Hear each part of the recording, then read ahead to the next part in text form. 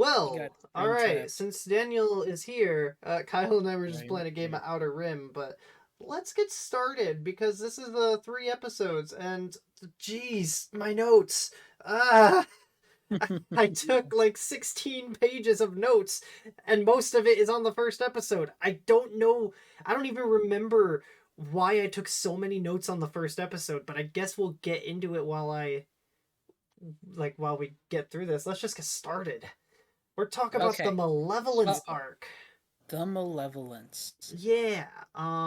So, Where um, I don't even know where I had, the tangent of you talking about this, but here we go, Kyle. You get started. yes, You Malevolence. What is yes. it? What happened? Okay. So we need to before we can talk about the Malevolence, we need to talk about some historical context because the Malevolence is the whole arc is based loosely on an event from history. So I will start this by asking you two, have you two heard of the battleship Bismarck?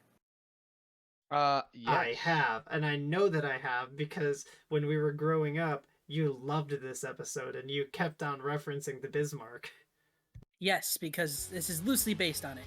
So the Bismarck was a giant German battleship during World War II. At its time, it was the largest battleship in the world. It was huge, it was heavily armored, it was fast, giant guns, um, big, big ship. And so, and you can tell me as I go through this, I'm going to make this as brief and short as I can. As I go through this, you can tell me if you notice any similarities to anything. So, Bismarck's job was essentially to go out into the Atlantic Ocean and sink British convoys because the job was, oh, we're gonna starve the British people into submission. They will surrender. They won't have their convoys. The end. We win. So Bismarck is going out to sea, and the British Royal Navy is freaking out because Bismarck 1-to-1 can sink any of their ships. And so they send their ships out to stop the Bismarck from getting into the ocean. And as Bismarck is going out to sea, it has a little ship with it as a friend because you don't want to send one ship alone. It comes across the largest ship in the Royal Navy and the pride of the Royal Navy called the Hood. The Hood was a World War I battleship. It was not super heavily armored, but it was retrofitted with good guns and stuff. It was still like, a good ship, and it's the first ship that kind of runs across the Bismarck. And so they start having a gunnery duel, and in less than 10 minutes, Bismarck sinks Hood in a single shot. Oh, Shot Jeez. hits the it hits Hood's powder magazine, and Hood literally ceases to exist. It explodes and sinks in minutes. Mm. I don't remember the number of the crew. I think it was like out of 14 or 1500, only 3 survived.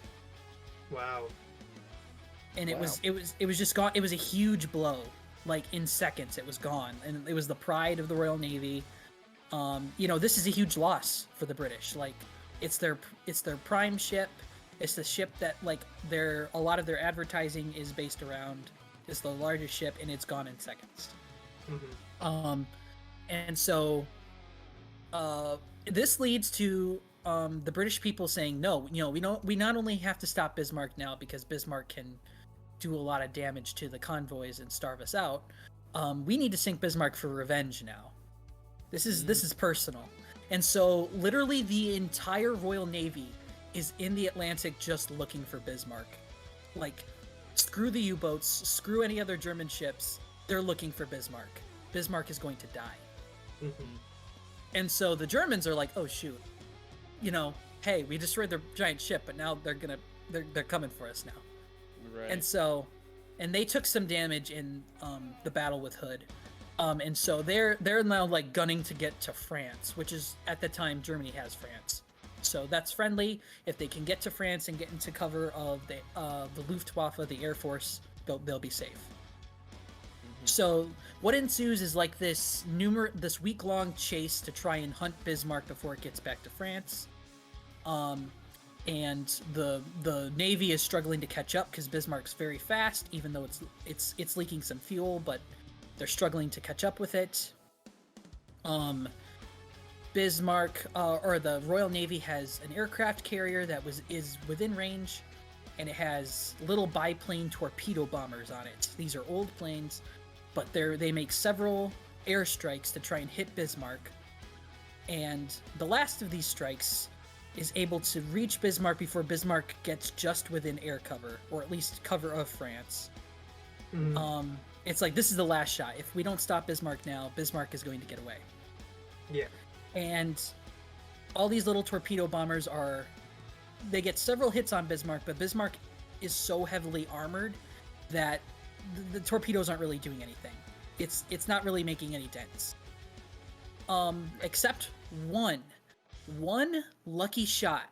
One pilot makes this unbelievably lucky shot with his torpedo and hits the only unarmored part of the ship, which is its rudder.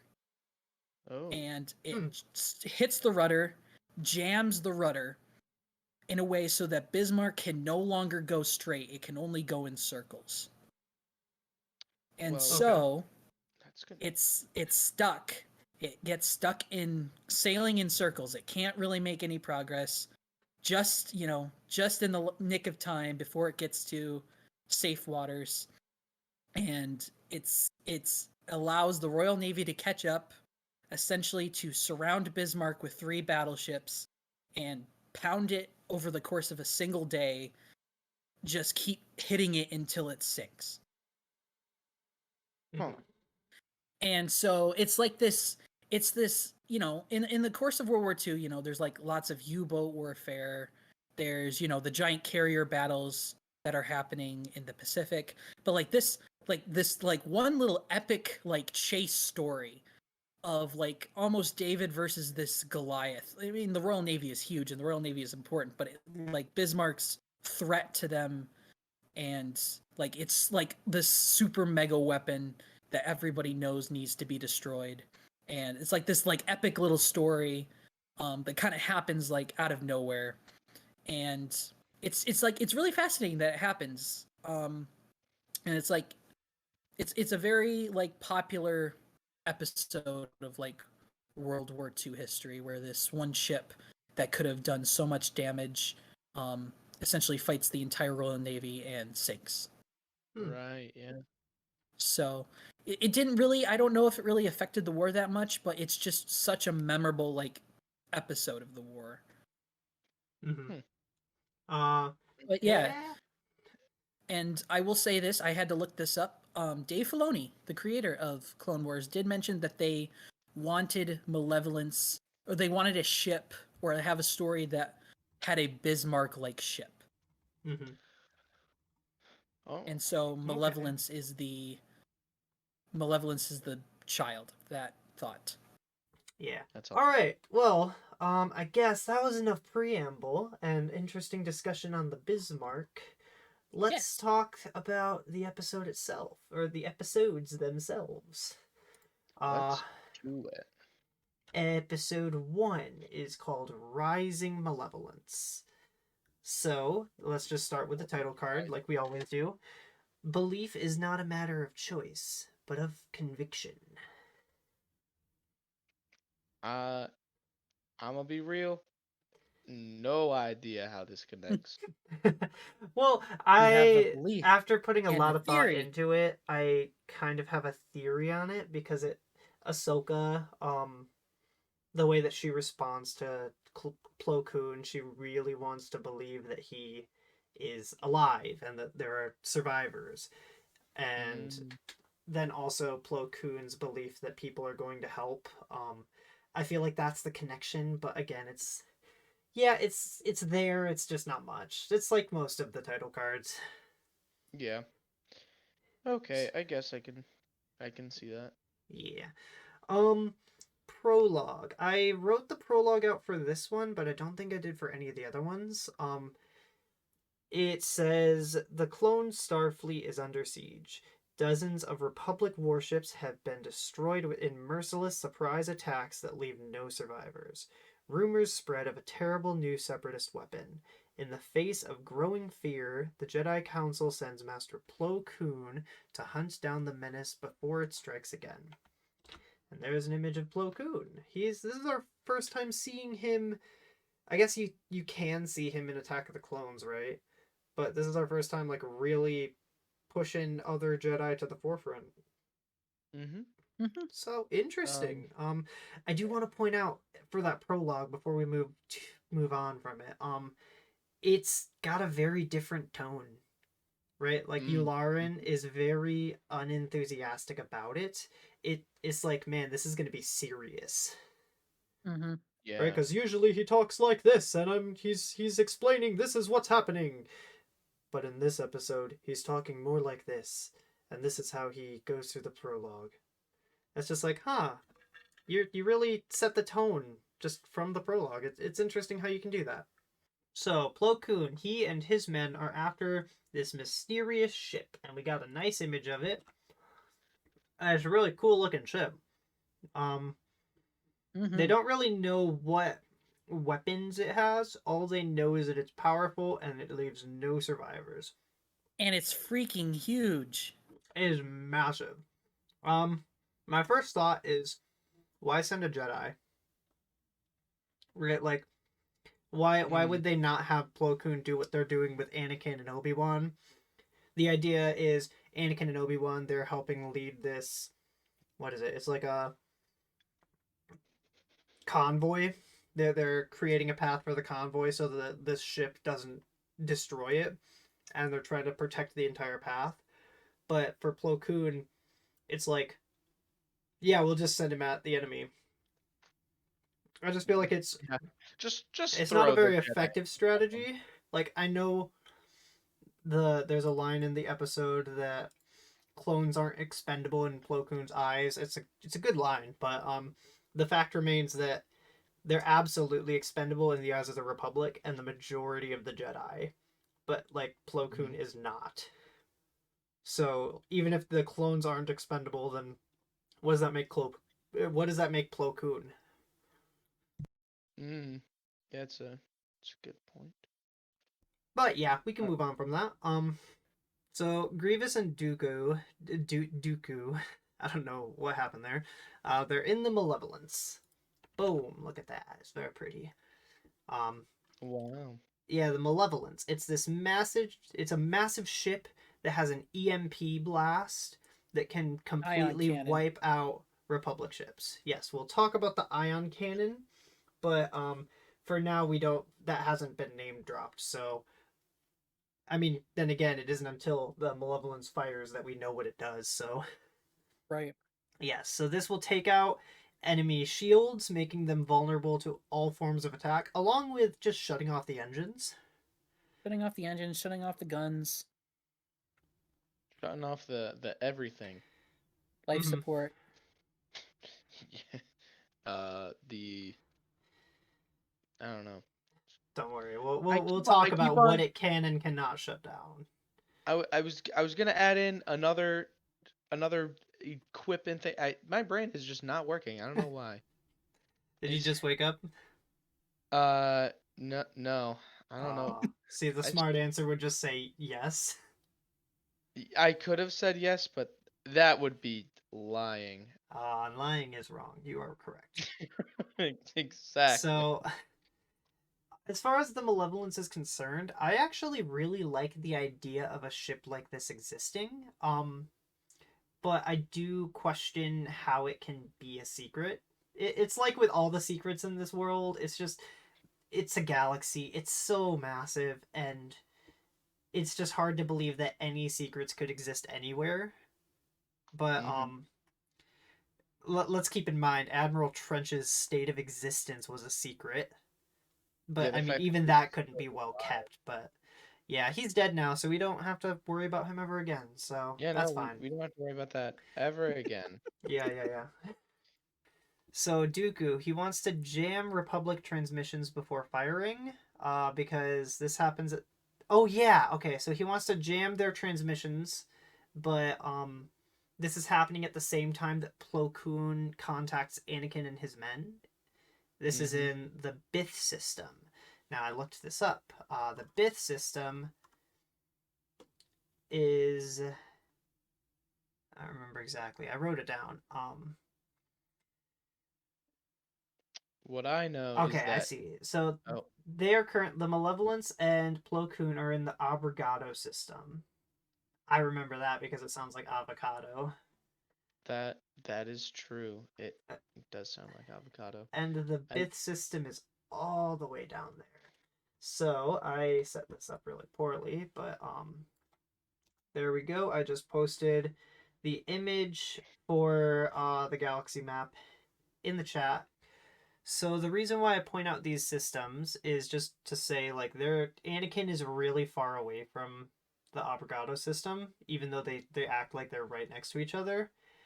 I think that's fine, but especially with the relation of how quickly you can get from one area to another. But yeah, if in supply lines we were having difficulty getting medical frigates from Coruscant to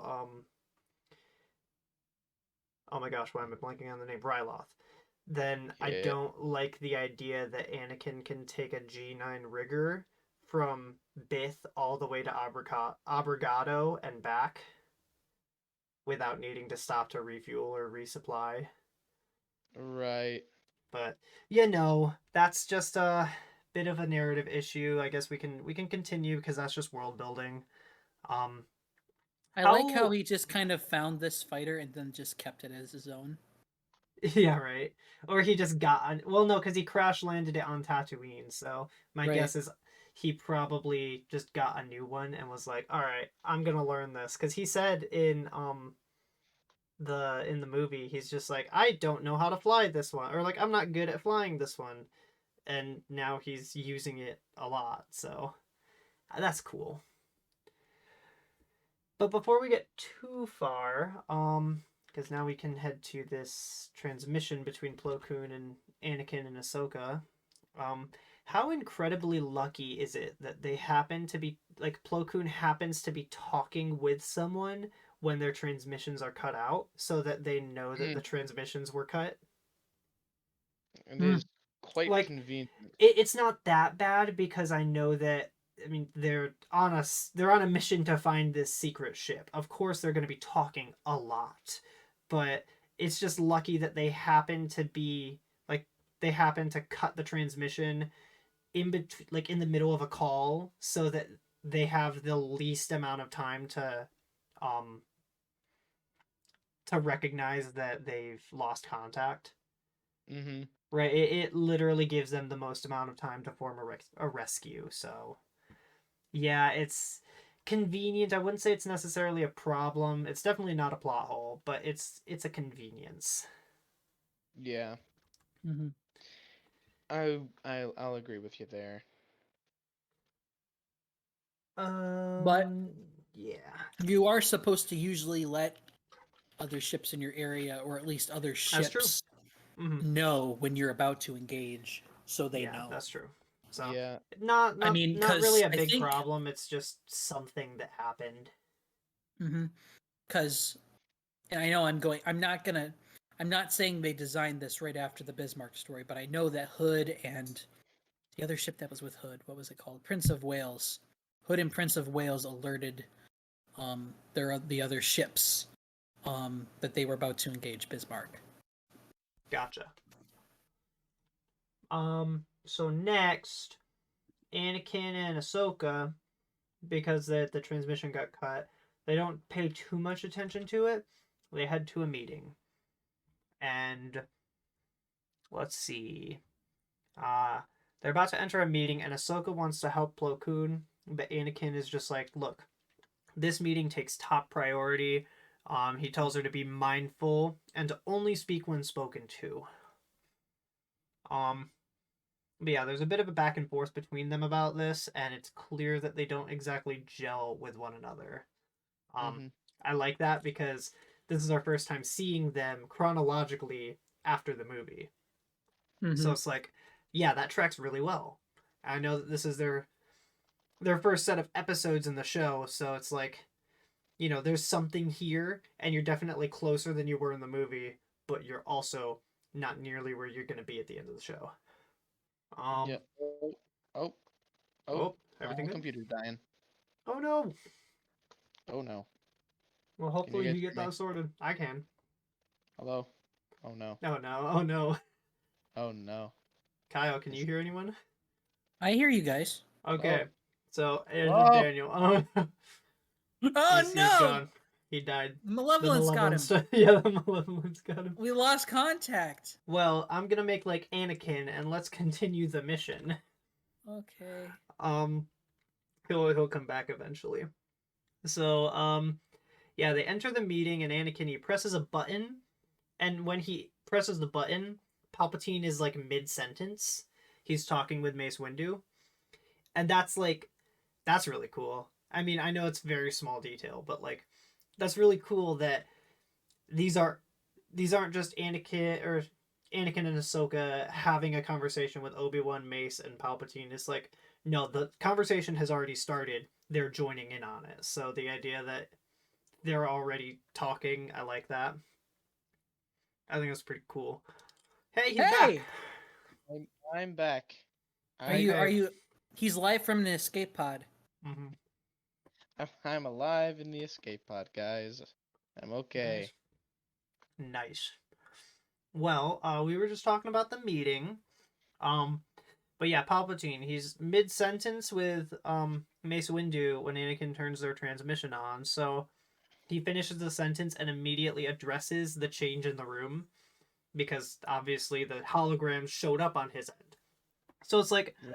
that feels kind of natural, and I thought that was really cool. Because he's in a room doing exactly what Anakin and Ahsoka just did, right? He's talking to holograms, so it's like, I think that's cool. Yeah. The enemy ship is closing in. That's the name of the thing I wrote. Yeah. So Anakin explains that Plo Koon. Oh, I guess we're not at that part yet. Anakin explains that Plo Koon was in the Abrogado system when they lost contact, and as this happens, because this is all happening at the same time, the Malevolence closes in on Plo Koon's ship. Oh no. And There's they're three like of them. prepping. Yeah, they're prepping their new weapon to be fired. And yeah, like I said, the weapon, it's a massive EMP that will overload and wipe out all nearby electronic inputs. Mhm. Here's my next question. Well, I guess sort of criticism. Why doesn't this giant EMP affect the life forms inside of the ship? Because I think it's projected outwards. No. It's I not mean, a like, it's no. When the blast hits the Venator class ship, why doesn't it damage any of the clones? I was assuming that the thing is basically just a big old EMP. I don't it's an think like throwing an EMP at a Well, what is an dude is gonna like EMP? scramble his brain hole. Well, that's kind it's of an funny elect because I actually it's looked that up. Oh, An does it? EMP is an it's an electronic pulse. So electromagnetic like, pulse. well, yeah, it can be that, but I mean, it affects electricity. The idea is that we're surging, um, like we're surging the electricity so that it shuts off. And I looked it up. My first question, I googled it. I said, "Can an EMP kill you?" It absolutely can. Right, just because it's a massively charged, focused electromagnetic burst of energy. Um, can I accept that a fictional world could have a weapon that affects only Only electronics affects and not life forms? Sure, yeah. But then my question would be, if it's like humans aren't exactly like durable, right? Like our most efficient weaponry just shoots a really small object at you really, really quickly, and that can kill you. So, like, if it's so easy to kill a person with a weapon like this, why didn't they do it like that? I don't know. And I know what the answer is. The answer is to have the episode happen, and I can accept that. I just, like, it is a bit of a problem, so. Yeah, I don't why don't we get a a hyperdrive cannon. We shoot things at hyperdrive speeds. There's a 1 in a million chance Legitimately, it'll you could do destroy that. anything. Like legit, just aim your hyperdrive cannon at a planet, and there you go. Like, you've destroyed the planet. You didn't need to make the Death Star. Yeah, who needs to make a oversized lightsaber when you can shoot a brick at light speed at a planet? Yeah. But again, like, not the biggest problem in the world. It's just, It's not something I think they would have even thought of.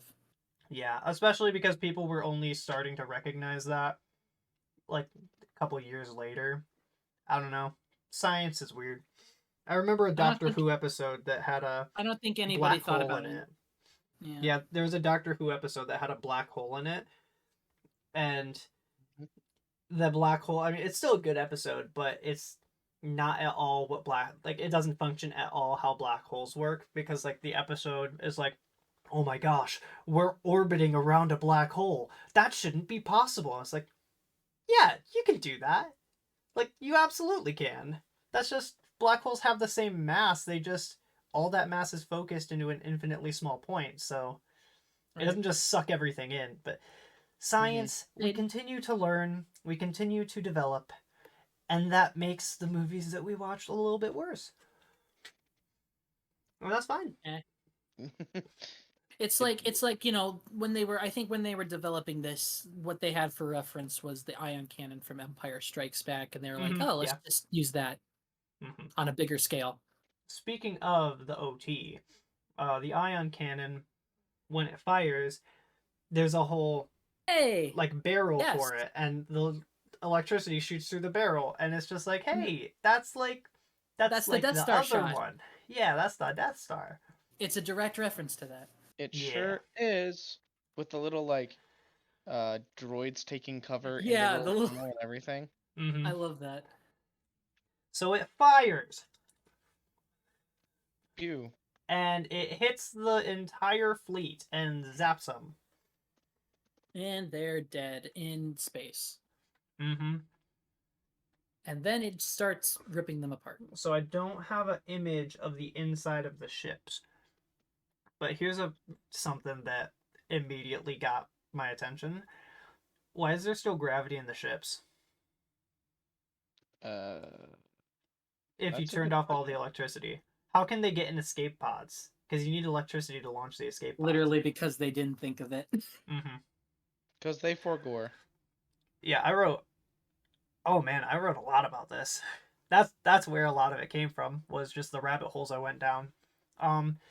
Yeah, like this wasn't a problem in Cat and Mouse, the idea of gravity, because just the variables of how gravity works in space weren't really thrown into question.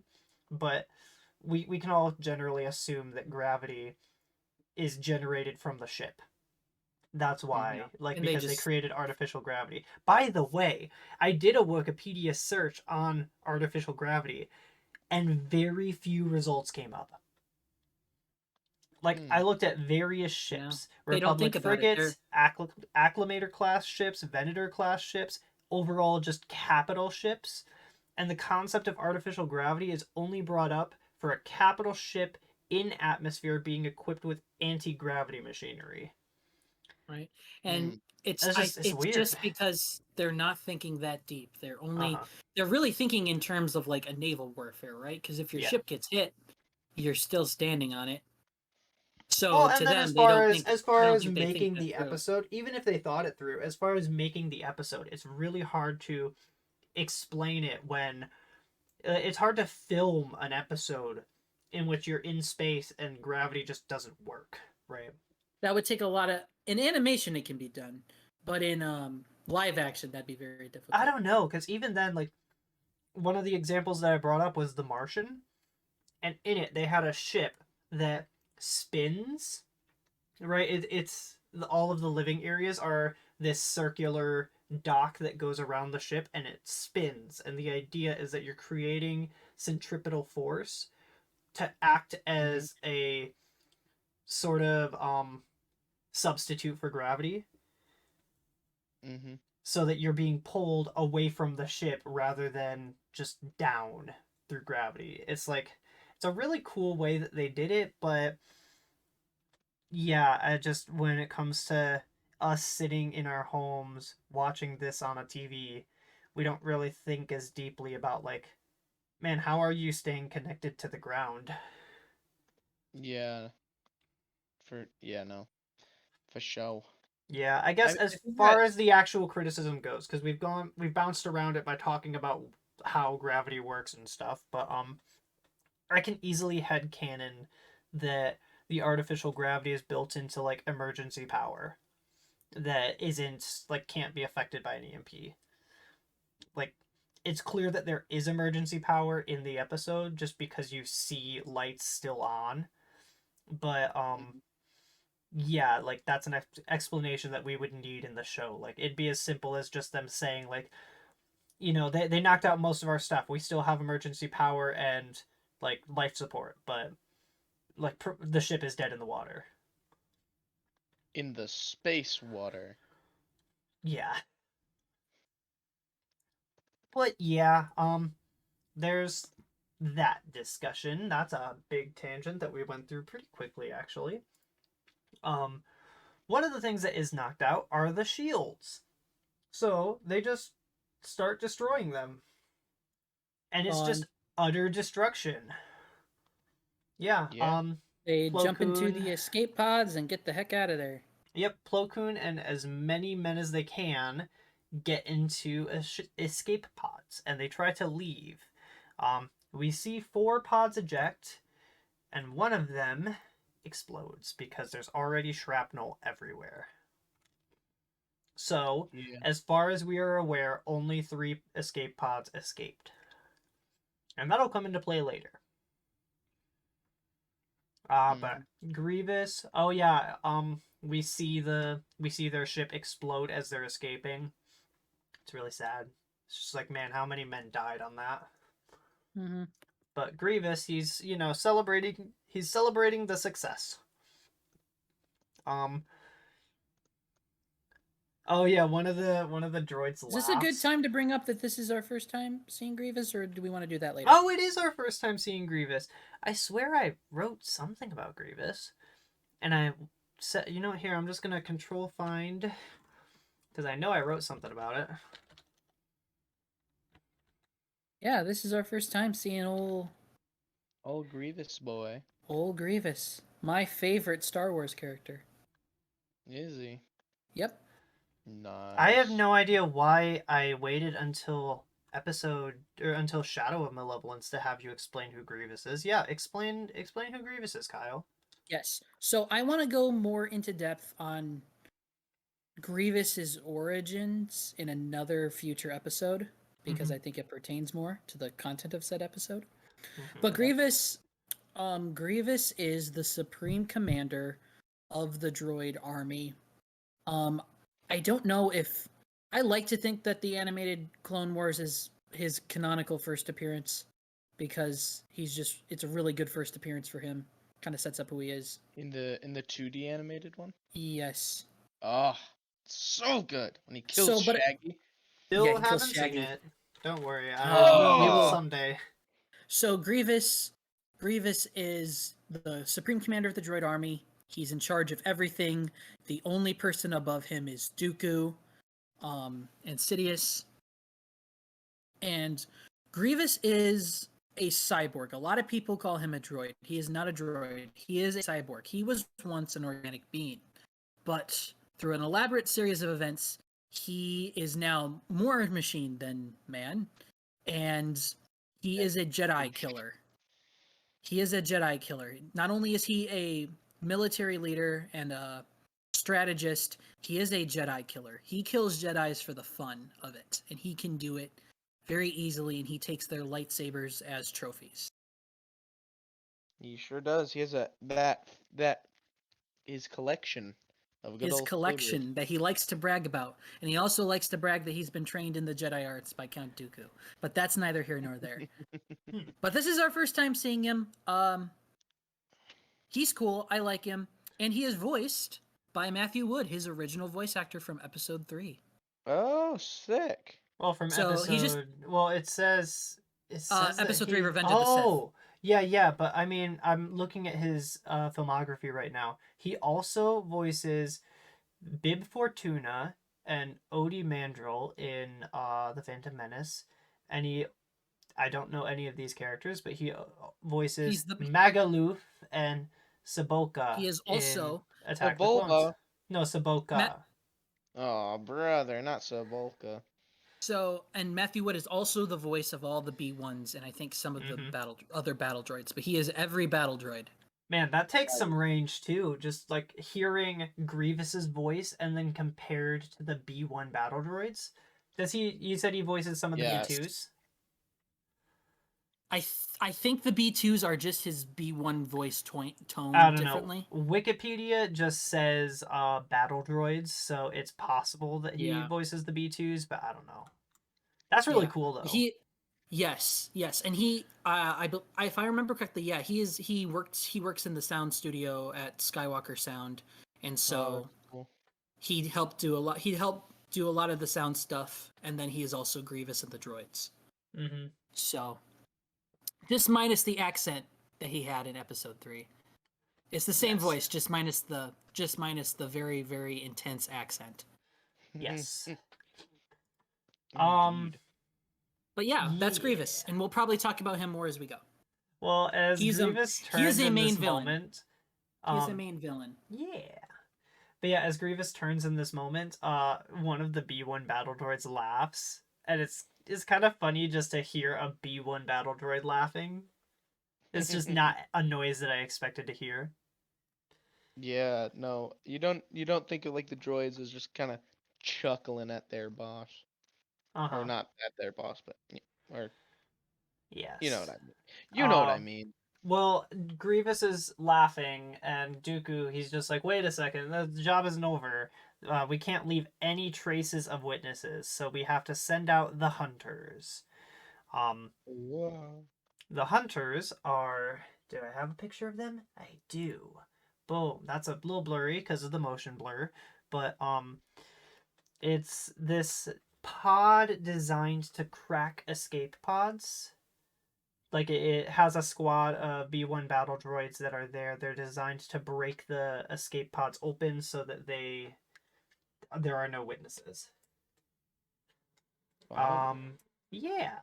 So we only ever see one hunter in this episode, but um Dooku says hunters, and even in the Wikipedia entry of the Malevolence, it says there is at least one hunter droid At because we never see more. least, at There's at least least one. one. Yeah, so I literally just said, do we have more? Because I know that we only saw 3 pods, but there were probably more sent out because there were multiple ships. But you know, Because this thing has literally dozens of hangars. So oh yeah, that I That's have a picture cool. of that in a later I, episode, but or I, later in the yeah. when we get to destroy Malevolence, I have a very interesting fact about the original design of the Malevolence. Oh, ooh, okay. So yeah, just Well, let's see what's next. Back with Anakin and Ahsoka, they're still in the meeting with the Jedi and Palpatine. And Anakin points out that they still haven't received word from Plo Koon, so his fleet's probably been destroyed. And Palpatine points out that that ship, this secret ship, has yet to not completely wipe out its enemy. And Yoda's just like, this loss is tragic, but we must strive to prevent further loss. Now, I'm not sure exactly. I mean, there's a lot of perspectives that are thrown around. There's Anakin, Palpatine, and Yoda. They all say something. And I can't tell, especially for Yoda, because he says, like, we must prevent further loss. I can't tell if he's Mhm. for or against a rescue mission yet. Yeah, Just because he's just like, we need to prevent further loss, but he doesn't really say how or anything. yeah. It, and also he seems against the idea of Anakin going out. I don't know. Not a problem, just an interesting thing that led me to question things. On Plo Koon's side of things, yes, Plo Koon's side of things, Clone I don't know the names of the clones because they're never I given names. do. Okay, you want Actually, to give they us the are. names? I sure do. So my current profile picture is the guy with the double mohawk, which actually is a haircut which This is guy. designed to honor fallen soldiers. Hmm. He is Boost, the white-haired clone in armor is Sinker, and the clone in just like the officer uniform is Commander Wolf. Commander Wolf. Yes, he did say Commander Wolf. I remember that one, but I didn't remember the other ones. Sinker and Um, Boost. The Wolf yeah. Pack. So Wolfpack I'm pretty gang. sure it's Boost. Boost is kind of a jokester in this one. But yeah, we'll get more into that. But I just labeled them as a clone or this clone, that clone. I didn't really just say who says what, but one of the clones states that the power grid is burned out. That means there's no comms, no engines, and no life support. They're dead in the water and hours from death. But before In giving the up, space water. Plo, yeah, before giving up, Plo says that they should at least try to get the power restored because maybe someone is coming out. Yeah, that tracks. I think that sounds perfectly in line with what would happen. I mean, that's what I would say if we were in a situation like that. But yeah, Mace Windu is next because we're bouncing back and forth. Mace Hmm. Windu, he relays orders. All battles will be, or all battle groups will be reassigned to guard the supply convoys. That includes Anakin. So no rescue mission. Like they're just gonna accept that Plo Koon is dead. And Ahsoka steps in and she's like, "No, that's not cool." That's pretty unpoggers. Yeah, she says there may just because the ship has like killed everyone in the past doesn't mean that everyone is dead right now. Hmm. Um, and I like the exchange between Palpatine, Obi-Wan, and Anakin. Palpatine says, "Boldly spoken for one so young." And Obi-Wan is just like, "She is learning from Anakin." And Anakin, he's like gritting his teeth. He's like, "Excuse my Padawan." He's like not happy about this. He's like, oh, come on, bruh. And that is pushed after the meeting because Anakin just straight up berates her. Um, like not even for contradicting orders though, but for speaking out when she shouldn't have. He was like, yeah, Now, yeah. you had the right idea, because we're definitely gonna save him. You just said it in the wrong way, Mm-hmm. or something like that. Yularen shows up. Okay, I guess I just forgot to type that Yularen showed up. Okay, and Anakin says we're gonna scout ahead. Like we're gonna scout the route ahead and make sure that it's safe. When in reality, they're not doing that at all. But we don't find They're that out going for to. another like 5 minutes in the episode, not 5 minutes in our discussion because why would we go as fast as the episode? Well, we're back with Plo Koon, and now they're just, man, I do love the imagery of them in an escape pod in the debris field of their wrecked ship. Yes. That's really cool. Apparently, because I looked up the Abrogado system, it now just has a debris field around the, I don't know if it's a planet or a star, but like it just has a debris field around there because of this battle. No one ever cleaned it up. I guess not. I mean, I don't even know how you would clean it up, so it'd be pretty difficult. Fair enough. That is a thing about space battles in Star Wars. Like those can be really deadly because just how ships move, right? Like given that they're following orbit. I'm just thinking of the Battle of Coruscant at the start of Episode 3. A lot of ships were destroyed, and all of those pieces of debris either fell into atmosphere or found a stable orbit around Coruscant, meaning now you just have thousands of bullets in the sky every time you try to leave. Hmm. That's. This actually. There's Ooh. just the remains of like Lucre Hulks and Have you guys seen the movie Gravity? Providences. All right, so let's continue.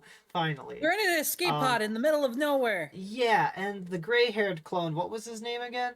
Stinker. Sinker. Yeah, he. Stinker or Sinker? Stinker. Stinker. So Not Stinker. No. No. I heard Stinker. he's It's joking. Sinker. Sinker and Okay, booze. Sinker. Got it.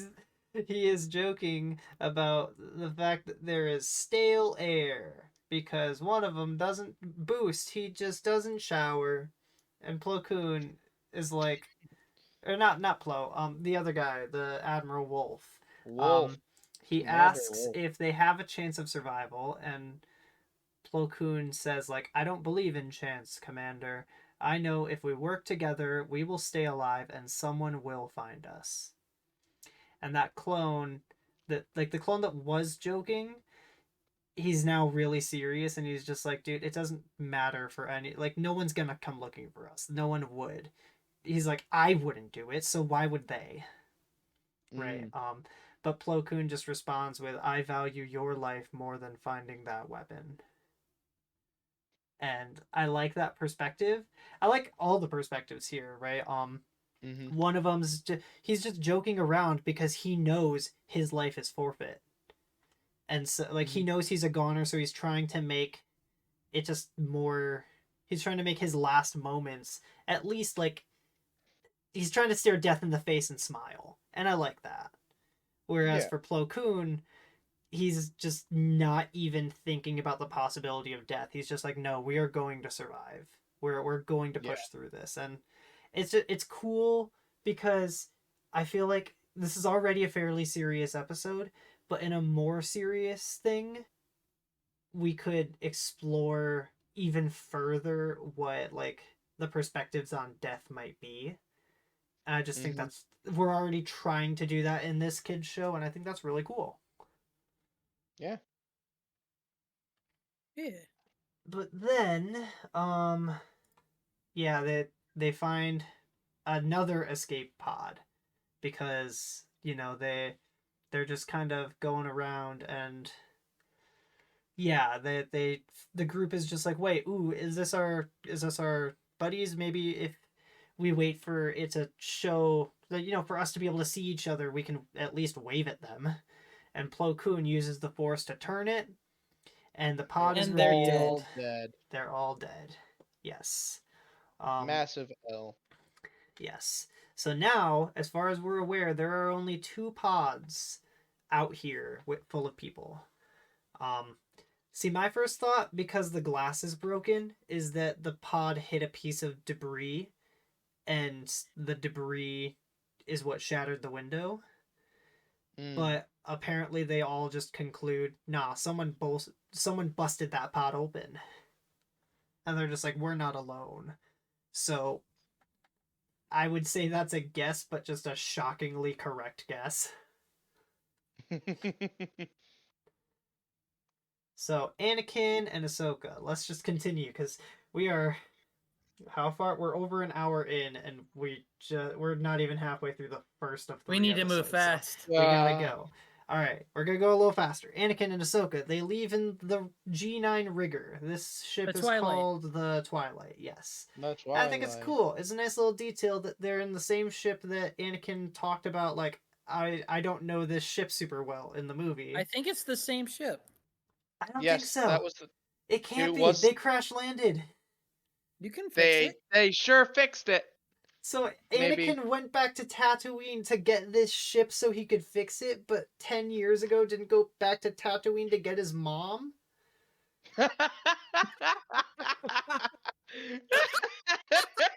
You kidding me? Oh my god. Wait, It can't be true. I'm looking it up. Hang on. I'm looking it up. Following the mission, Skywalker had the Twilight salvaged. Skywalker would tinker with the Twilight's machinery. Something he considered an important skill. Skywalker would also use it as an asset in secret missions. It can't be true. Okay, Oh, so Kai, brother! you know how we talk about this thing about having our head canon where some things are just true, where we accept some things as true and some things aren't? Right, That like cannot be canon. If that's like I canon, then accept, Anakin is a much worse person. like I accept that He killed that the Grievous's youngling. first appearance the was in the 2D. You accept Okay, that this is not okay. a Now real here, thing. let's just be fair. He killed the younglings. He didn't. It's better in my eyes to kill children than to allow someone to spend a decade suffering. And then go back for a ship. Yeah, and then go back for something I'm that has seeing where nothing to this do with is human from. life. Like, that is extremely morally deplorable. Jeez. Okay, let's He didn't go back there continue. and get it. He had people go get it. He's like, oh, right, the plant where That I let my doesn't mom make suffer things for 10 better. years. I He would guess take I'll. her. He used it to teach Ahsoka mechanical skills, something he considered an important skill. Oh, Okay. brother. This guy's stinks. Alright, well, let's just move on from that, because I don't want to think about that. We get a Alright, moving on. scene. Jesus.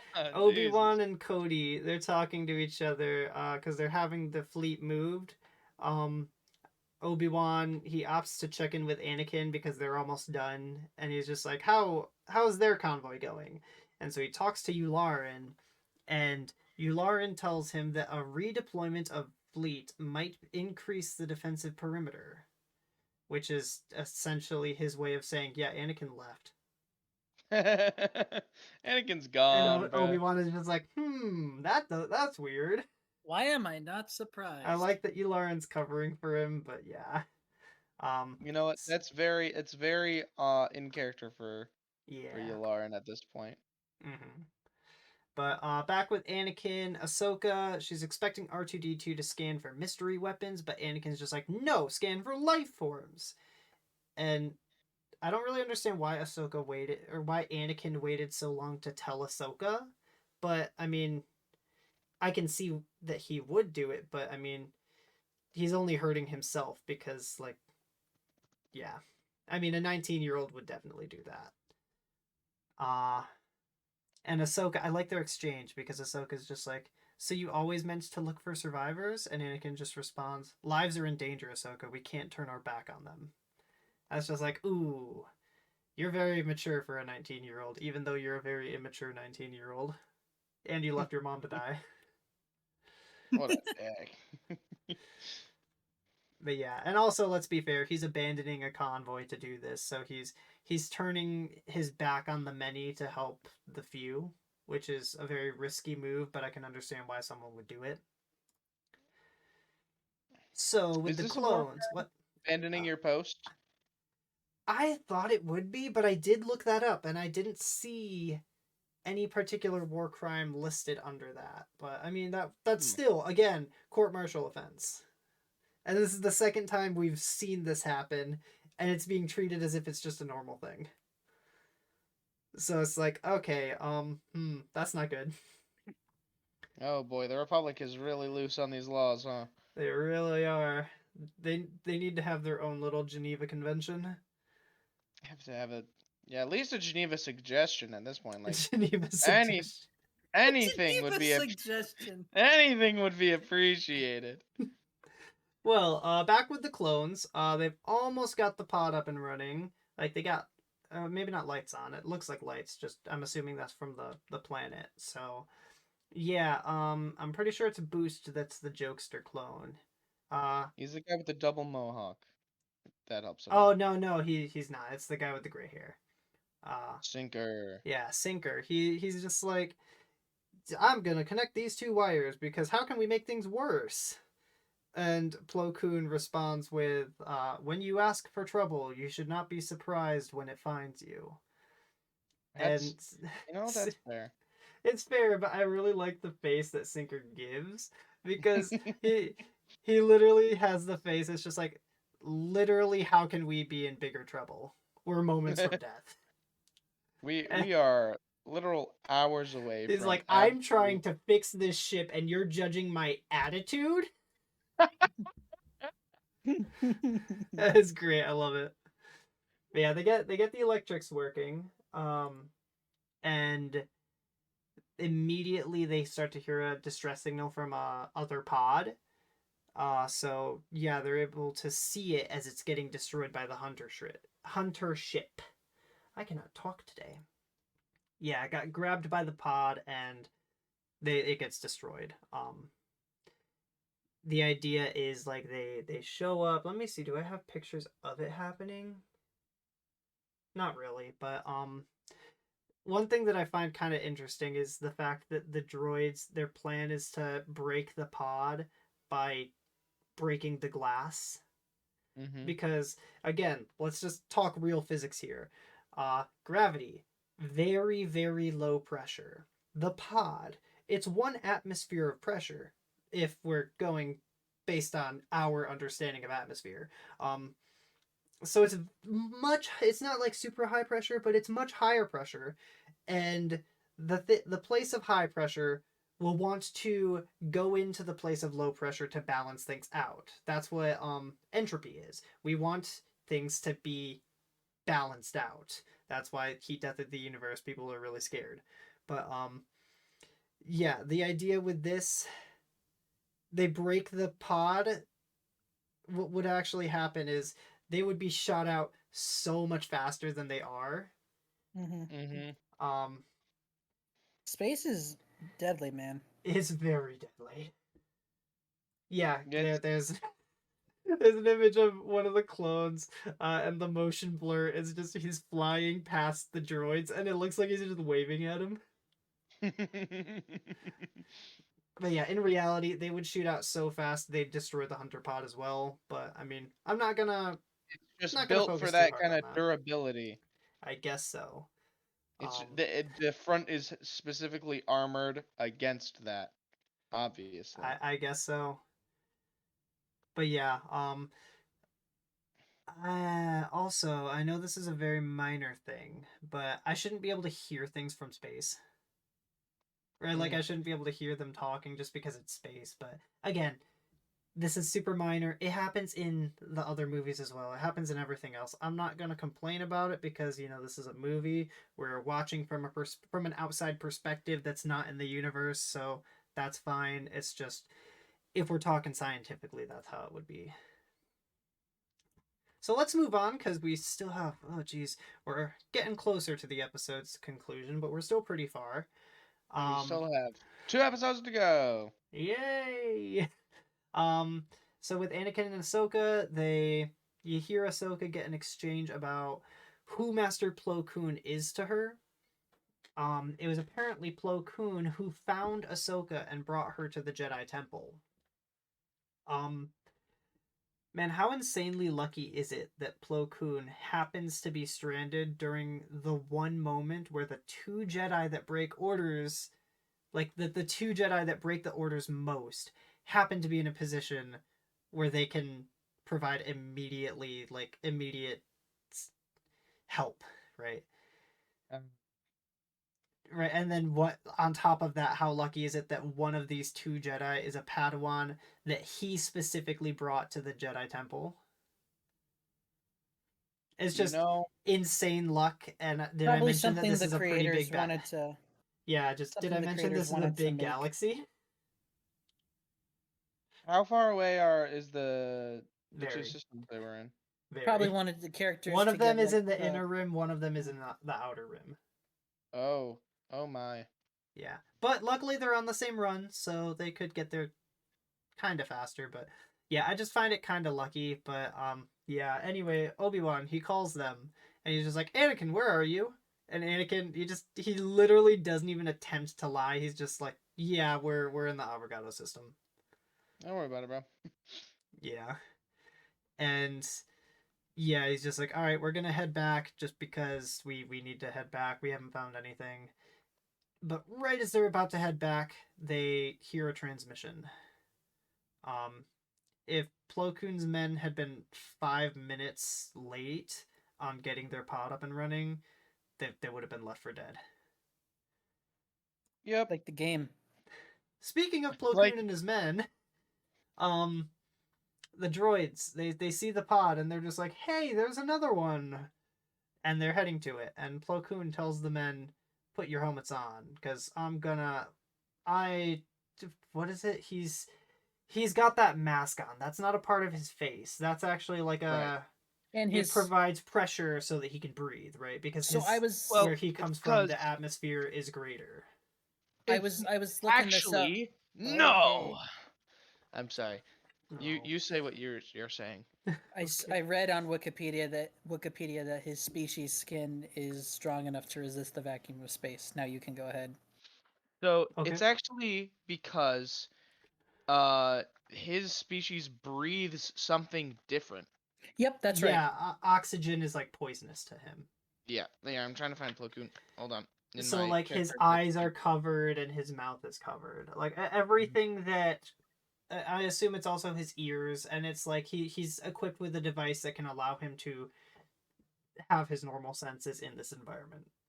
Mhm. I think that's cool. That's a pretty interesting thing, but yeah, that's not even close to my criticism about this, I see. Well, because state your criticism. he says this is the terrible idea. He's like, I'm going to leave the pod so that I can destroy this, because we don't have time to wait for someone if they're going to crack our pod. And the clones are just like, we'll join you, sir, or because they apparently have pressure filters um in their armor that will allow them to at least sustain the pressure for a little bit. Mhm. What about Admiral Wolf? You mean Commander Wolf? Yeah, what He's just about Wolf? vibing. I don't know, man. Yeah, He's what just happens chilling. when they open the door?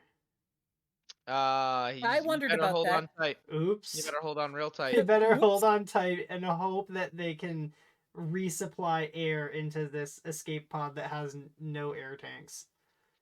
Yep. They better hope.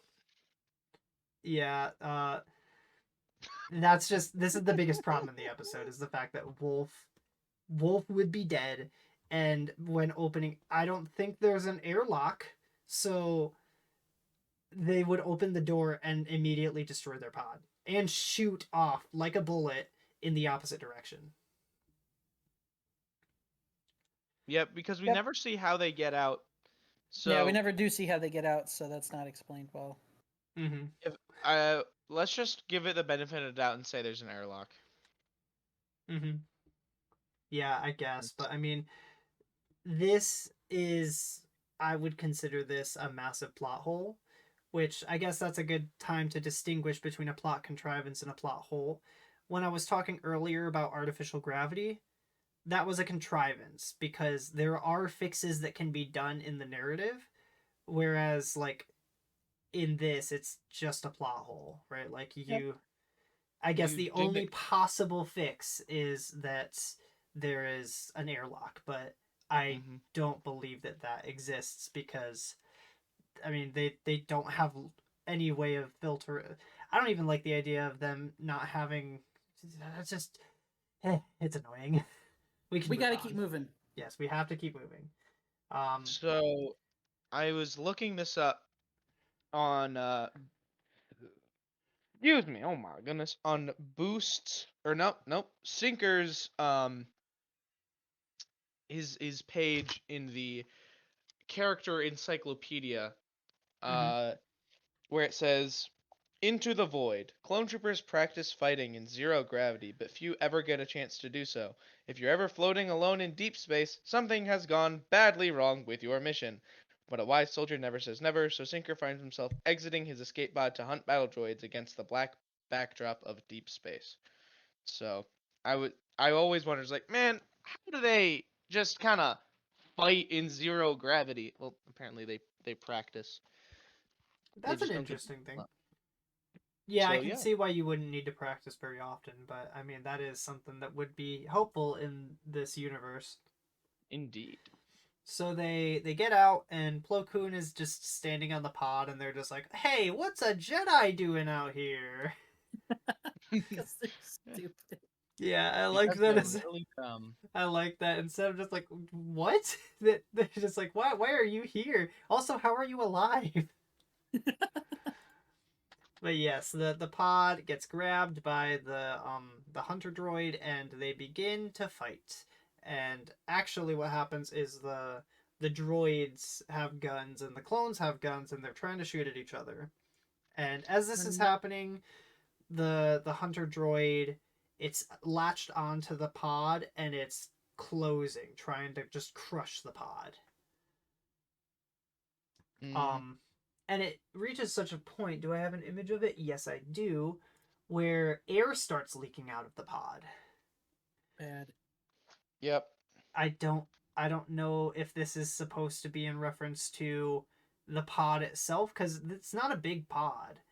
I would assume that's air from inside of the pod, which I guess they should just be dead then. But I guess you have to headcanon that this is some sort of life support. Yeah. But yes, that happens. Uh, in a desperate move, Plo Koon uses the Force on a clone to throw him behind. Up, that was too far. To throw him behind enemy lines. Yep. That would be Sinker. He gets yeeted. And he uses the Force to allow him to hit them, and it's like, whoa, that was actually pretty cool. I liked that. I'd have led with that move, but you know, it's a stressful situation, and also it's a laser fight where you know Plo Koon's probably not thinking straight, especially because he's dying and in space. Like, oh, there's a lot of reasons to allow There's, that to be a thing that happens, so it's there's a fine. lot going on right now. Same with using his lightsaber to break the bindings on the ship, right? Like he only does that after all the droids are dead when he probably should have done that first. But again, stress, not gonna hold that against the episode. So yeah, the Malevolence, they lose contact with the pod, and Grievous is just like, oh no, someone's putting up a fight. And so now the Malevolence is heading to the pod. So as if we didn't already have a big ticking clock, we have a bigger ticking clock because now the Oh Malevolence is no! coming close. So I'm just gonna try and blast through the rest of this episode because we're getting closer, but we still got a bit, like a We page have a left. cool moment where we have a reference to episode 5 or Empire Do we? Strikes Back where Mm-hmm. Plo Koon is kind of reaching out with the Force because Anakin and Ahsoka are about to leave, and Ahsoka is able to feel him reaching That's out. in a minute. That's in a minute. Because we actually have like 2 scenes before that. Right. Yeah. I'm just trying to help because you said you're gonna blast through this, so I'm trying to jump. We're gonna to what I blast through. remember. So back on Coruscant, the Jedi, they discuss the Malevolence with Palpatine, and Obi-Wan reveals that Anakin and Ahsoka have disobeyed orders yet again. And It shouldn't be it's surprising led at to this them point. they've found survivors. And Mace, I love that he gives Yoda a look because, I mean, we know from Revenge of the Sith, Mace Windu does not trust Anakin. And this is just, it's the kind of look that's just like, see, I told you, sort of thing. And it's just like, okay, that's pretty cool. I like that they're maintaining continuity like that. But yeah, Palpatine, because he found out, he now contacts Anakin, and he's Palpatine. We know he's Sidious. He's playing both sides. He's just like, Anakin, get back, get out of here. Get out of here, man. Yeah, he's just like, the council's really mad with your decision. He's like, Leave they're them to mad die, at you. Anakin. Just please leave. Just leave them to die. Leave them to die, please. And this is my toy. I like that. I mean, this is what ultimately convinces Anakin we're gonna leave.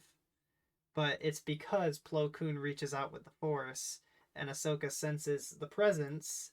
the reference. She's just like, no, we have to. And yeah, you're right. That is a nice callback. I didn't even notice. Call back to Luke calling. I thought of it. I thought of it as just a maintaining of continuity. But yeah, that's pretty good.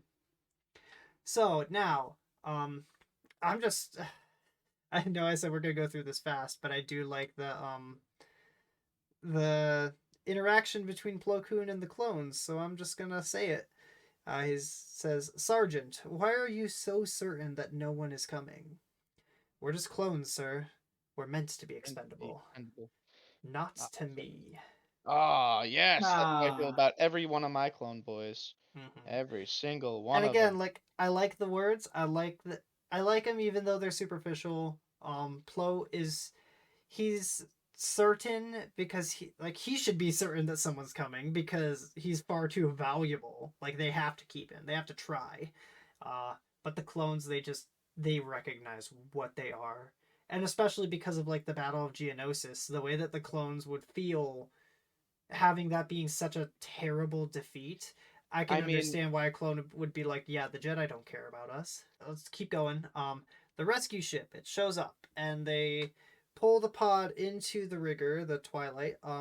The rescue ship arrives, they're pulled into the Twilight, and a medical droid shows up and he says he'll stabilize the clones so that they can be treated on a medical frigate. Or just on a frigate. And as they're like their suits, they weren't meant to be pressurized for that long, so they are like they're not doing good. None of them are.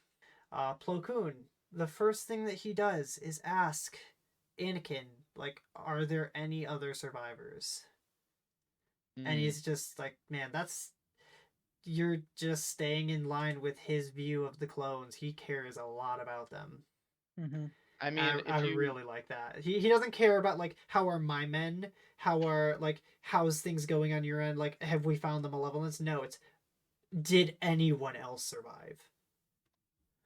I And it's just mean, like, oh man. if you look at the gunships that Wolf uses later in the show, the tag on the ships that has Plo Koon and the two helmets next to it in Orabesh, what it says is Plo's Bros. I like that. So yes, that's what that next image was. Plo Koon, he's quickly briefing Anakin and Ahsoka that the ship they're dealing with has an ion cannon on it. So let's just take that quick tangent. I know Kyle brought it up, but the idea of an ion cannon, this is a V150 ion cannon. Uh, and it may seem familiar, but I will talk about that in a second. The idea is that they shoot ionized particles capable of disrupting electrical equipment. The Hmm. Malevolence is the first in universe implementation of an ion cannon that is so large that it can take down capital ships. So there are ion cannons before that. We've even seen them in the show. In the movie, they have the heavy ion cannons, but the Malevolence is the first one that has an ion cannon so big it could take down a full ship. Mm. Um, and what I find even cooler is that in Empire Strikes Back, the Battle of Hoth features the V150 ion cannon. The whole point is Oh, that on the surface, this is a gun that is designed to shoot up into space that to take down the Star Destroyer. It's just like now we have that's it here. really cool. Yeah, I didn't even know that about the movie. Like that's a really cool weapon. Yep. that is really cool. Yeah. Yeah, and just then, after he explains that, the Malevolence shows up on the Twilight's radar, and Plo Koon is just like, "No, we need to shut everything down. Like, let's get this off, including R2D2." And so they shut down, and we get to see a really nice size comparison of the Malevolence. Or we just yeah, because there's the Twilight. It's a big ship. It is massive. Yeah. I think the official length of it is like 4,580 something kilometers. Or sorry, no, sorry, meters. Oh, you. No, Oh, sorry, I was gonna kilometers. Oh say, my gosh, it's this bigger is than the this is Supremacy. the in the Star No, Wars canon. This is the biggest ship until the Super Star yeah, Destroyers. I've just been referencing them as 5 kilometers long. Right, that's the Malevolence. It's a big ship. you're right. It's the Yes, largest ship in the galaxy until the Super Star Destroyers come along. yes. Um, so their plan almost works, but the There's a medical medical droid droid. is still up, and yeah, it sucks that they forgot about that, but I mean it's a nice little bit of tension. So the Malevolence notices them and prepares to fire, and they're just like, "Crap, we got to get out of here."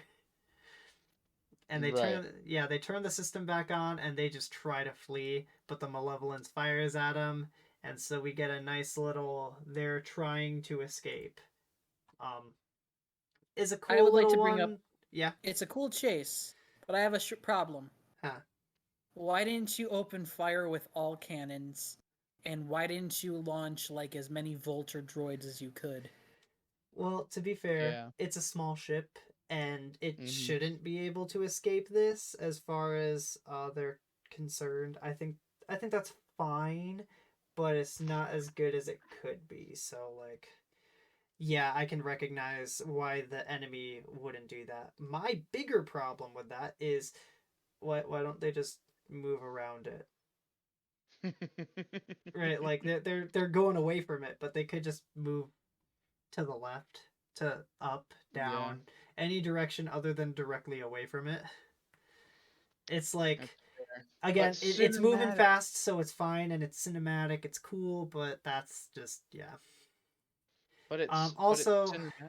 there is a good image of Ahsoka looking at the computer, and this is them, and this is the I'm pretty sure that this is them, and this is the explosion. So maybe their first thought is that maybe the first thought for the animators was that the blast was spherical rather than just a charged burst in one direction. Right. I mean, that could be the case, or maybe this is the Malevolence and that's the planet because the way that the shot looks, it looks like it's an explosion that's getting bigger. But yeah, that's pretty Right. much the end of the episode. They get through, and we're an hour and a half in. Oh, I swear we're gonna get through the rest of this faster. one mini thing in if I remember correctly, it's at least a reference to it. But when they're running away from the ion blast, another reference to episode 5 with the chase through the asteroid field. I'm pretty sure the asteroid field music plays. Oh, that's cool. Oh, that's cool. Also, let's just be fair. There's a lot of references in these episodes. Oh So yeah. like, yeah, we've already referenced a few of them, but there are a lot of references. But let's just get started. Shadow of Malevolence. Title card. Easy is the path to wisdom for those not blinded by ego. I, Well, I I think they're trying to get because the whole point of the episode is Anakin is so focused on going after the bridge and Grievous that he's not focusing on the lives of his men. I don't know, Yeah, I feel but it's like, kind of a eh. this is very similar to the last one as far as the title cards go. It's like, yeah, you tried to connect it, but not really. You tried Yeah, about as much as like you thought of something and you said let's stick with that. Let's not change that ever. yeah.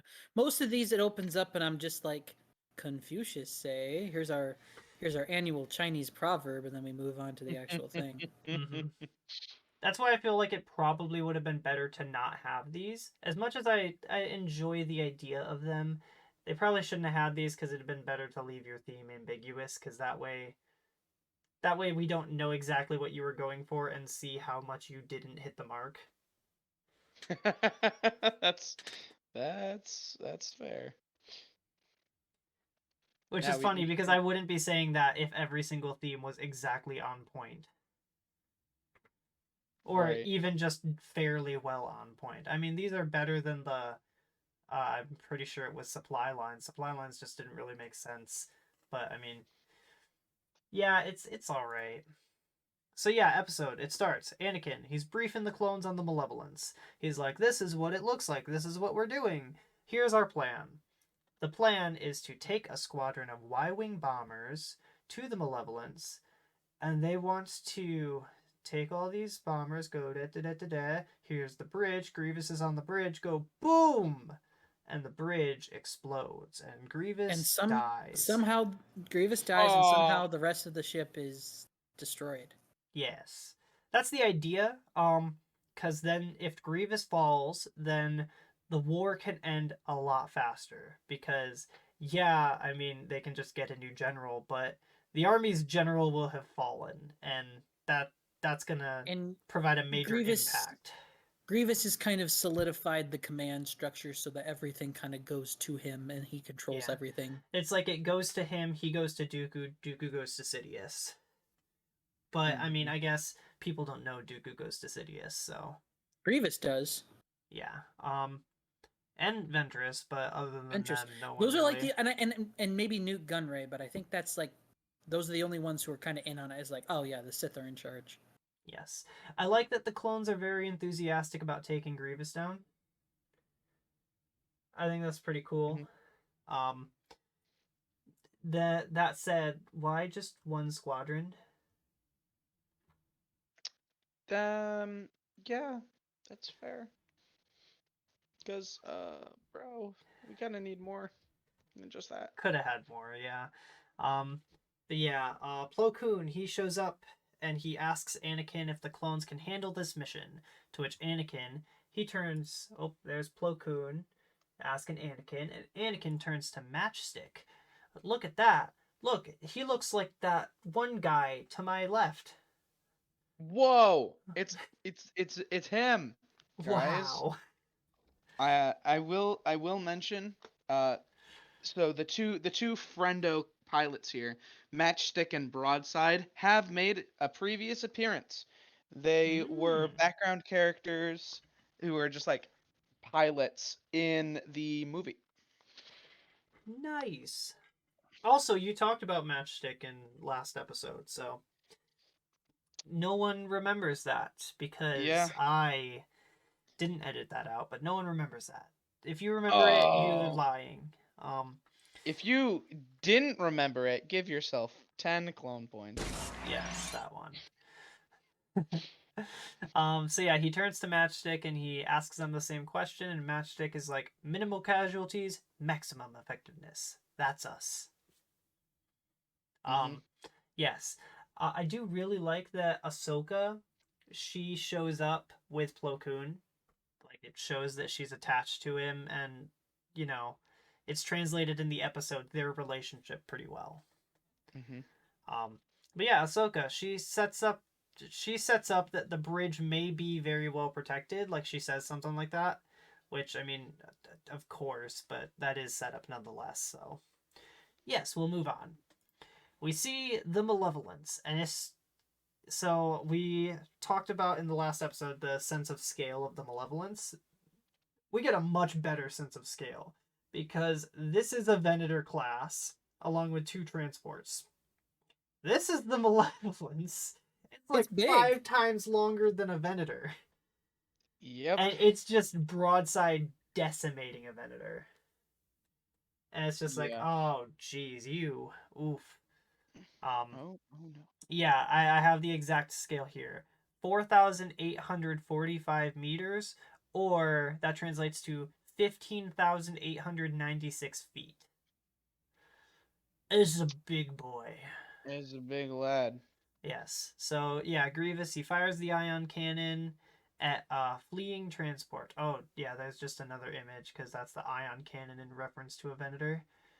Um, yeah, he fires the ion cannon and it destroys the Venator. And Grievous, what does he say? Something along the lines of like, I'm not gonna you know, like I'm not gonna make the same mistake, sort of thing. Yeah, something like that. Yeah, that's just like, ooh. I forgot about that because the droids, one of the droids makes a joke. He's just like, Oh, man, can it's I can so. I Yeah, you make can the I joke. say it? Yes. Wow, it's a lot easier when they're not shooting back. I still can't seem to hit anything. And And he then says that Grievous takes his head Grievous off. he just punches the head off. And And so, doesn't oh Dooku jeez. like, General, those Yep. droids are not cheap. Actually, they are. Grievous is Yes. like, I could care less. Yeah, he's like, I literally don't care.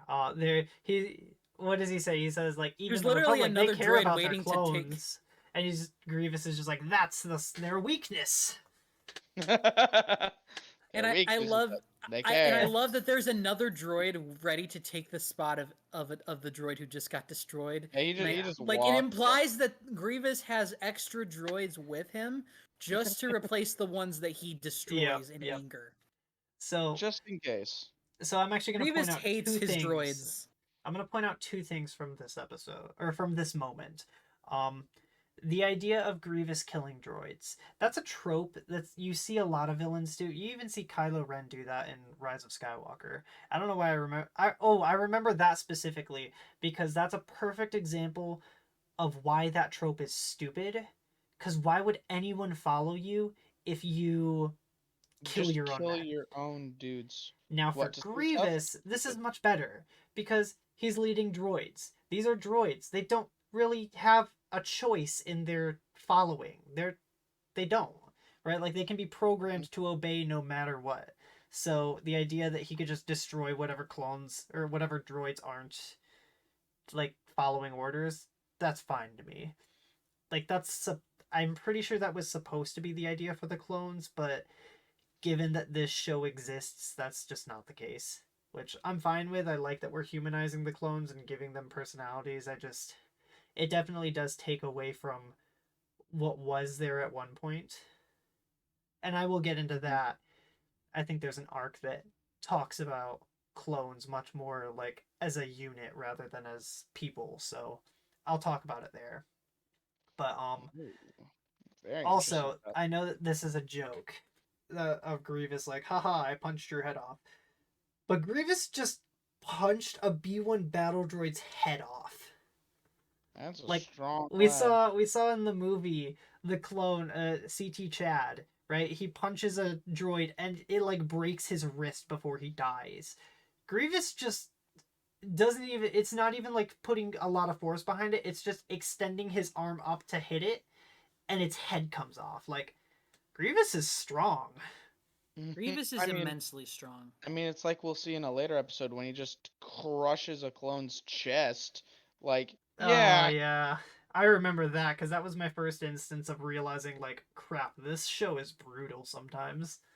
I was scarred for life. I was like, Grievous Yeah, is because the first thing Obi-Wan says in that, he says, "You're going to pay well, for that."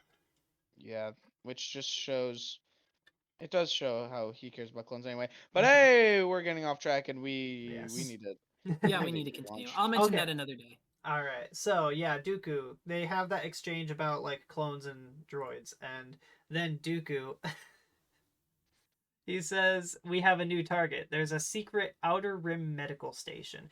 Um, It's unprotected and it's currently holding 60,000 clones in need of assistance."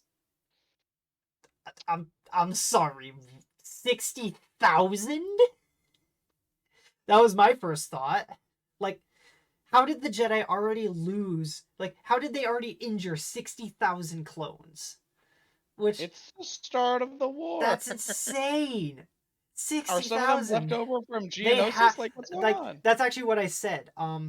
So in the Battle of Geonosis, 5,000 commandos lost their lives, which Yes, you said 100,000 clones. Like clones in general hopefully were. most of these are just because a lot of them are in back to tanks. Hopefully a lot of these are from the Battle of Geonosis. Here's hoping. Yeah. Also, yeah, I wanted to point out that the rousing defeat of the clones, like the loss of clone lives, it's probably what caused Slick to turn so quickly. Mm-hmm. Just because that's actually what's said in like I don't know if it's the episode description for Slick or like the Wikipedia for their ability to turn. But yeah, I'm really hoping that the majority of these clones were injured during Geonosis. Um, Because if not, holy crap, the Jedi are just incompetent. yeah. Um, but yes, the Y Wings, they show up. We're in the next scene. Ahsoka, she's joining Anakin in his Y Wing, and the joke is that Anakin doesn't like her flying. Uh, but yeah. Plo Koon, he says, "I'm gonna be joining in my Jedi fighter."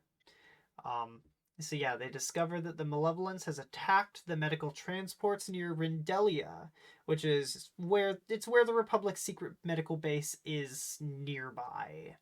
Um, so what do they say? They say with the increased number of star systems in that area, Grievous's ship won't be able to chart a course more than 10 parsecs long.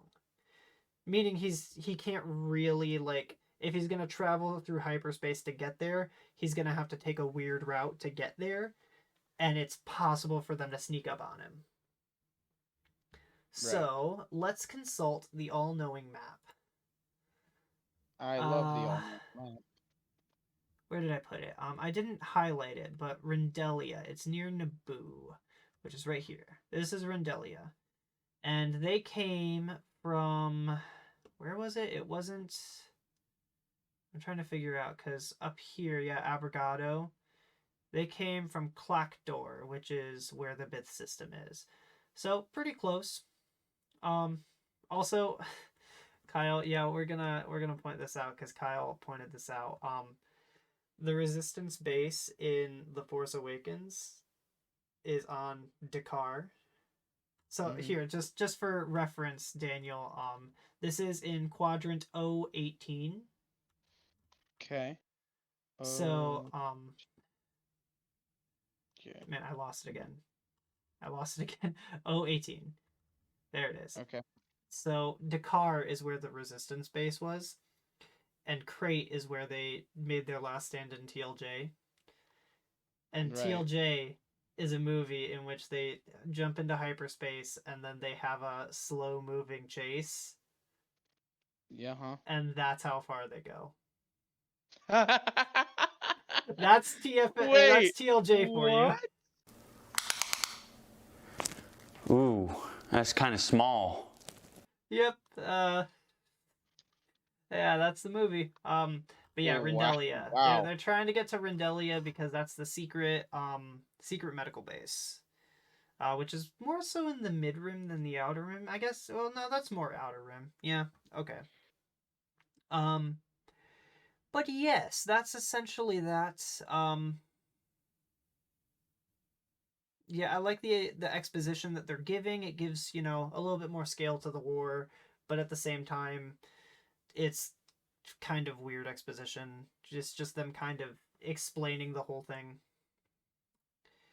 Next, we're at the medical base.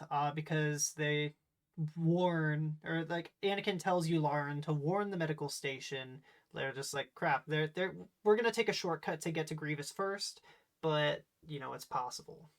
Yes, Yularen and Obi-Wan, they brief the Kaminoans about the incoming threat, and they reassure them that reinforcements are coming. Can I say Yes. one thing about Kaminoans being on this medical station? Yeah. Since this was made in the time of Legends being canon, right? Mm-hmm. Canon-ish. You could pick and choose what was canon, basically. And from my beautiful Republic Commando books, Kaminoans are very xenophobic. And they have What? Kaminoans, very xenophobic. They Huh. basically only really allowed other people on their planet if they were part of like an active Part of a project they job. had going Yeah. on. So I Weird. find it really strange that A, they are off-world, and B, they are just helping out clones which they find to be so expendable at the time, is what like a lot of the Legends material was, is that they're very cold and distant from I mean, clones. we saw that in Clone Cadets. They were just like, nah, it's just a bad batch. Let's throw it out. Uh-huh. Which is exactly how the entire Null ARC Trooper situation happened. Mm-hmm. Which I believe I've talked about at length before. I don't know if it stayed in at all, but I don't remember.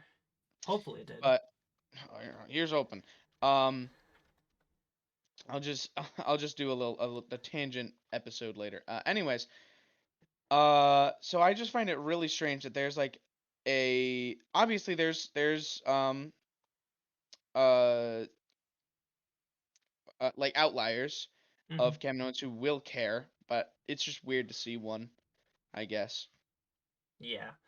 Well, anyways, they begin to prep they begin to prep as many transports as possible to get just as many clones out of there. And there's this shot of a bunch of Bacta tanks just filled with clones. It's like Mhm. probably around 60. I don't know, I'm just guessing. I know that's a really weird guess. I just kind of did the math. I was like, huh, that looks like 3 rows of 10. There's 2 sets of them, probably around 60. Um, so what is the point of a Bacta tank? Isn't it basically like you bathe in the juices and they heal you? Yeah, basically. But it heals It's you. It heals you pretty it's slow, right? it's like the fountain of youth. Okay. It's How so quickly back does this to heal? Because I remember in canon or in canon in the OT, um, Luke was freezing to death, and then he got cut or he got put into the creature. They stayed the night on Hoth, and then they get back, and Luke is in a Bacta tank, and he's in the yeah, Bacta tank like all morning, and then he's good. right. It's a little meh because you're supposed to Bacta isn't like a instant cure for cancer or anything. It's not like it's gonna take a sip of Bacta and you're okay. It's more like um you you chill it in Bacta, you bathe in it, you have Bacta patches, and it will basically just speed up the regeneration of cells, and you'll be okay. Hmm. Okay. That's what I can gather. Well, I just remember I was first introduced to Bacta tanks like very heavily in Book of Boba Fett, and I did not like them at all because it was just like, oh yeah, he just takes his Bacta baths, and now like it's been a week and now he's all good. Yeah, I It's don't like just how they're like used there. I prefer how they're used in Empire. I prefer. I'm even fine with how they're used here, right? The idea Yeah. that we're going to just take this secret base, just give these, just put them all in these tanks on life support, and they should heal up as quickly as they can, so that we're not losing our units. I think that's fine. It's just like the way it can be implemented. It's like, as Disney says, no one's ever really gone. Oh, brother. Yes. So let's just continue. Yeah. The squad they I leave was for about their to go on mission. a tangent. I'll shut up. No, we gotta go. We're almost 2 hours in. Yeah, Oh, they gee. leave for the mission. There's 12 Y wings, including Anakin and Plo, and then they also have Plo Koon's starfighter. Um, they hyperdrive out of there. And here's another thing, another We'll off to tangent. sink the Bismarck. So 2-man ships can be equipped with hyperdrives. I'm fine with that existing, but I find I have trouble believing Why? that a small ship could have long range hyperdrives. This is more of like an issue of Mando season 3, but like I'm fine with hyperdrives, but like the idea that a small ship that X-wings have like, one. yeah, they have hyperdrives, but they're never used to get from like us from multiple systems away, right? They go from like to Well, I Dagobah. guess yeah, he does do it in Dagobah. I don't know how I feel about that. Just because this idea of it depends on how long the travel is. Because like with Mando, he's got the Baby Yoda compartment. Like, how long is he in hyperspace, and how many times does Baby Yoda just take a dump in the ship? I guess because this isn't Mandalorian, I don't Like, care. would they But starve to death? I mean, yeah, it's not so much a problem here. The idea that these smaller ships have it, I just prefer that a ship that is big enough that you could actually live in it has it, rather than you literally cannot move other than getting here. Like, it can exist. I don't really know what my problem is so far. Just I like don't know this what your idea, problem is, it's Brian. a smaller device. If it's a smaller ship, then the hyperdrive has to be smaller. So like this idea of their device it's making probably long range hyperdrive trips, that would put a lot of stress on this device. thinking that it's a warship. It's probably designed to get it where it needs to make it strike and then to get back. Mm-hmm. Well, see, like I imagine, like my laptop. I have a laptop. It's supposed to be a gaming laptop. It dies within like a half hour now because I used to put so much stress on its processing, and I'd play games on it, and it's now it's got a lot of stress on it and it's very damaged because it's just I used it. Whereas my computer, I could put a lot more stress on it just simply because it's bigger and it has more space and it's a lot better tech, right? Right. Whereas these are smaller ships and they're designed to like hopefully they're not designed to travel as far as a Venator can travel. That would be a little ridiculous. Yeah. I Excuse think me. that's where my problem is, and with Mando, it's treated as if this N1 starfighter can just traverse the galaxy super easily when it's like, dude, you realize traveling takes time. Like, are you eating? Yeah, he Yeah. has a peanut compartment in his helmet. It's funny because I didn't even like the I wasn't even the biggest fan of his other And ship. I don't remember the name, but The razors, the the Razor Crest, yeah. yeah. Whereas like he legit what? at that point he Why are could we live in talking it. about the Mandalorian? This Because is the Clone Star Wars. Wars tangents. Why did we talk about the Bismarck? Oh well, okay. I'm just gonna. Okay, well, It's I'll fine. just It's fine. mosey on now. Oh, he's gone. Oh no, the Man, you Malevolence got dissed the him too. Bismarck and he just dipped, bro. Uh, It's okay. I I'm talk so about sad. Republic Commando. Yeah, He's I back. mean, It was I do feel bad because we have been here for a while. Just to go on that big of a tangent to something else, but yeah, it's fine. I think it's fine here because they're not traveling very far. But let's continue. Here's this. There's a shot of the navigation, and the droid is just like, we can't get to to the station because there's a nebula here. I think they called it the. You said it was the Kaleida Nebula. Kaleida. Something. Hmm. But yeah, the plan is for the Y wings to travel through the nebula. Um, here's another thought. Nebulas, they can be cold, but they're generally pretty darn hot. Hmm. Like 10,000 Celsius hot. It's pretty hot. Yeah, so for a Y wing to get through that, it's like, I guess it's possible for there to be cold nebulas, but you're traveling through space dust, right? So just the Yeah. idea is it's questionable. I'm not gonna harp on it too much. Same with like gravity on a ship, but yeah, the fact that this is a question is like, I wonder. Um, but yes, I'll let it slide.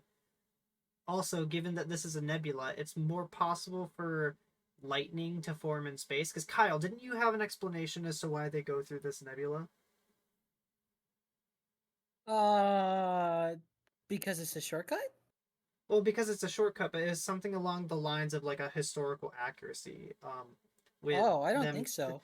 Well, because we watched this together as I was taking notes, and I think the idea that the They wanted it to be like a writers, storm. yeah, they wanted it to seem like they were traveling through a storm to get to the fight, sort of thing.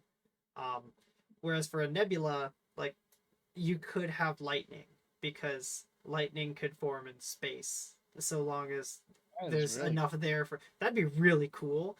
But even then, I probably wouldn't. I'd like that even less because it'd be like, okay, lightning is striking the Y wings. How are they not all dead? So I'm fine with it as it is. We'll move on. Medical base, transports. They're being loaded and evacuated.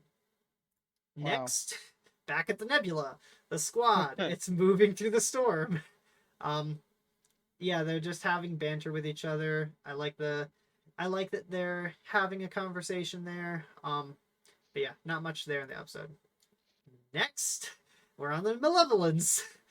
He's getting close to the base, and Grievous takes a message from Dooku, and it's informing him that Anakin is leading a mission to stop him. And Grievous, yeah, I'm not gonna bring up that criticism because we've been here for 2 hours. So They told me Oh. this ship was fast. back in the nebula.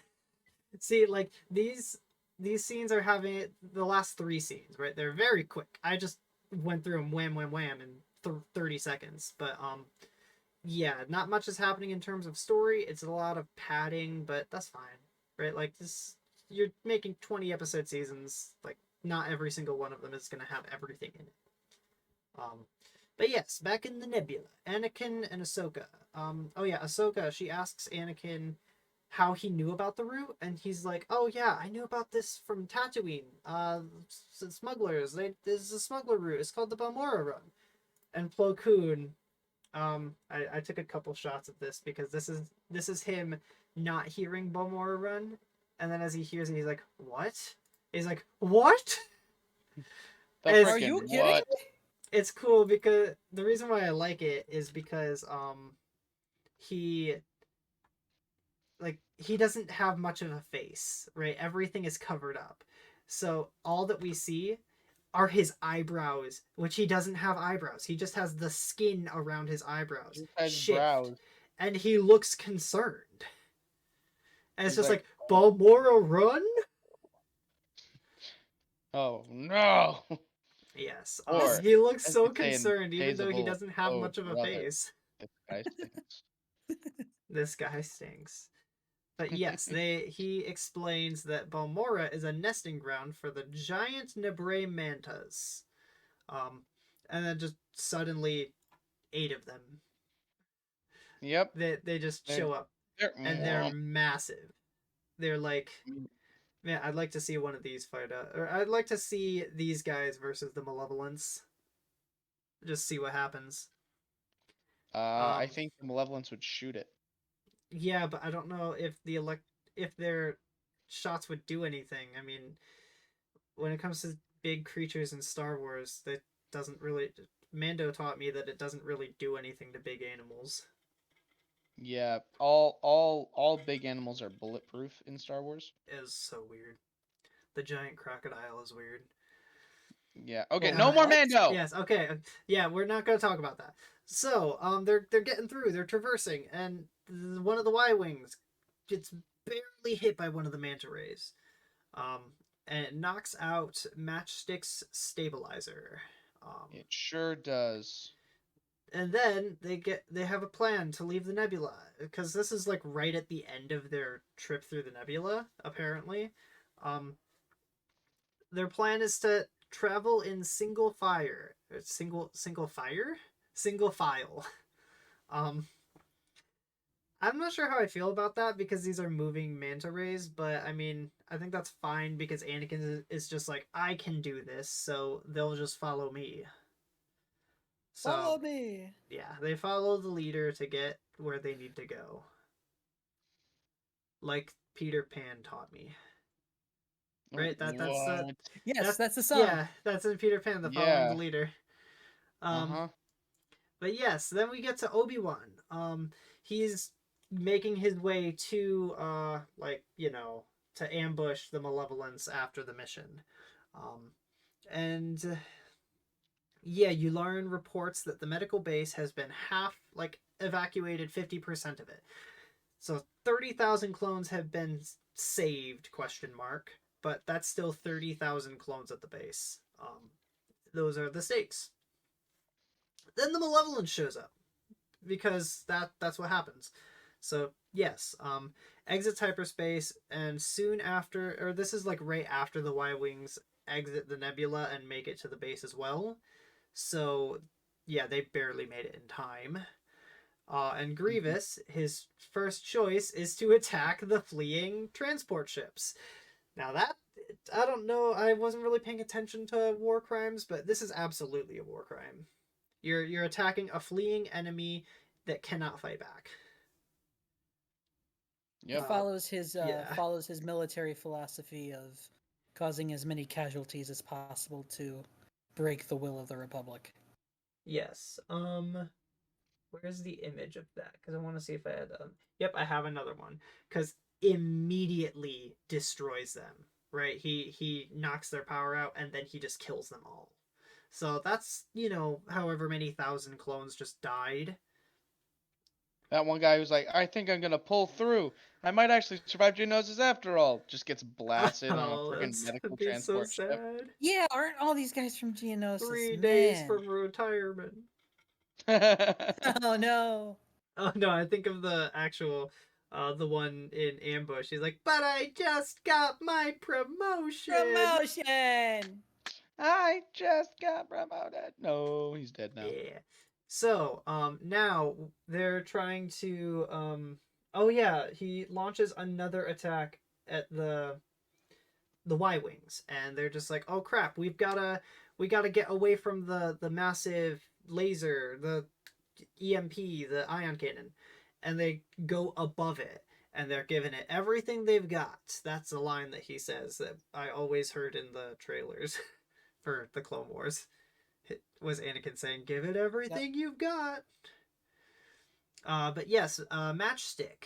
He just he's going, he's trying, but his Y-wing is on fire, and just like Daniel said in that other episode that you don't remember, he explodes. So here's something. I'll bring it up again because I feel obligated to.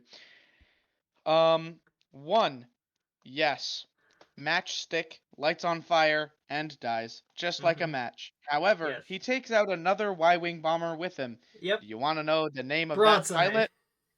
No, it's not Broadside. Oh, Broadside okay. survives. You know which who he takes out? Huh. A clone named Tag. You're it. No.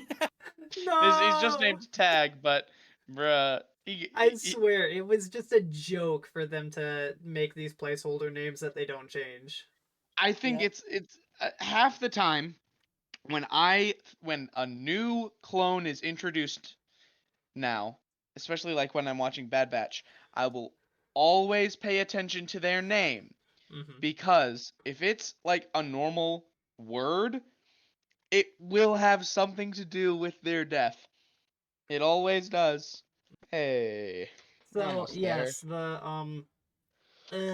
ion cannon. Some don't make it. We see 3 Y-wings. So right now the squad is already 5 ships down, and they haven't made it to the Malevolence yet. But they're about to, and we see all of these cannons that are firing. It's just everywhere. And yeah, they take some heavy fire, some flak, I think they call it. Which Yep, that sounds flak. like an actual war thing. I think I Yep, remember that is. I don't know. Cool. Anti-aircraft fire is referred to as flak. Nice. Wow. Yes, Anakin orders that they push forward. And yeah, a couple of them are on fire. They're not doing so hot. Well, they are. I was gonna make a pun, but I'm not going to. We don't have time.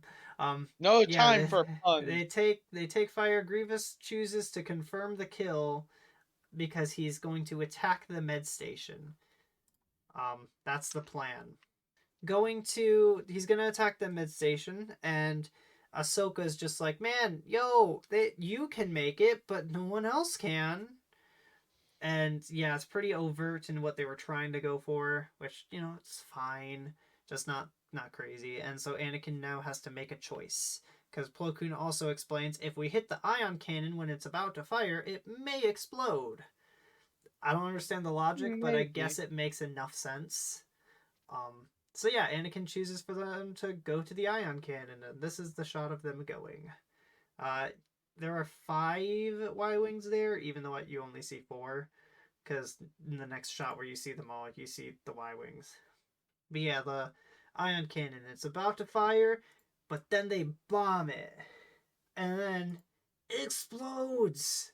It's crazy. It did the thing that they said it was gonna do. And it even blows up the other side for some reason. Because they're connected, and I guess so. I don't know. Yeah, that's fine. And not only does it Yeah. blow up the other side, but it's like the whole Malevolence is on fire now. I love it when ships do that. Yeah. But yeah, Grievous is like, let's make for Separatist space.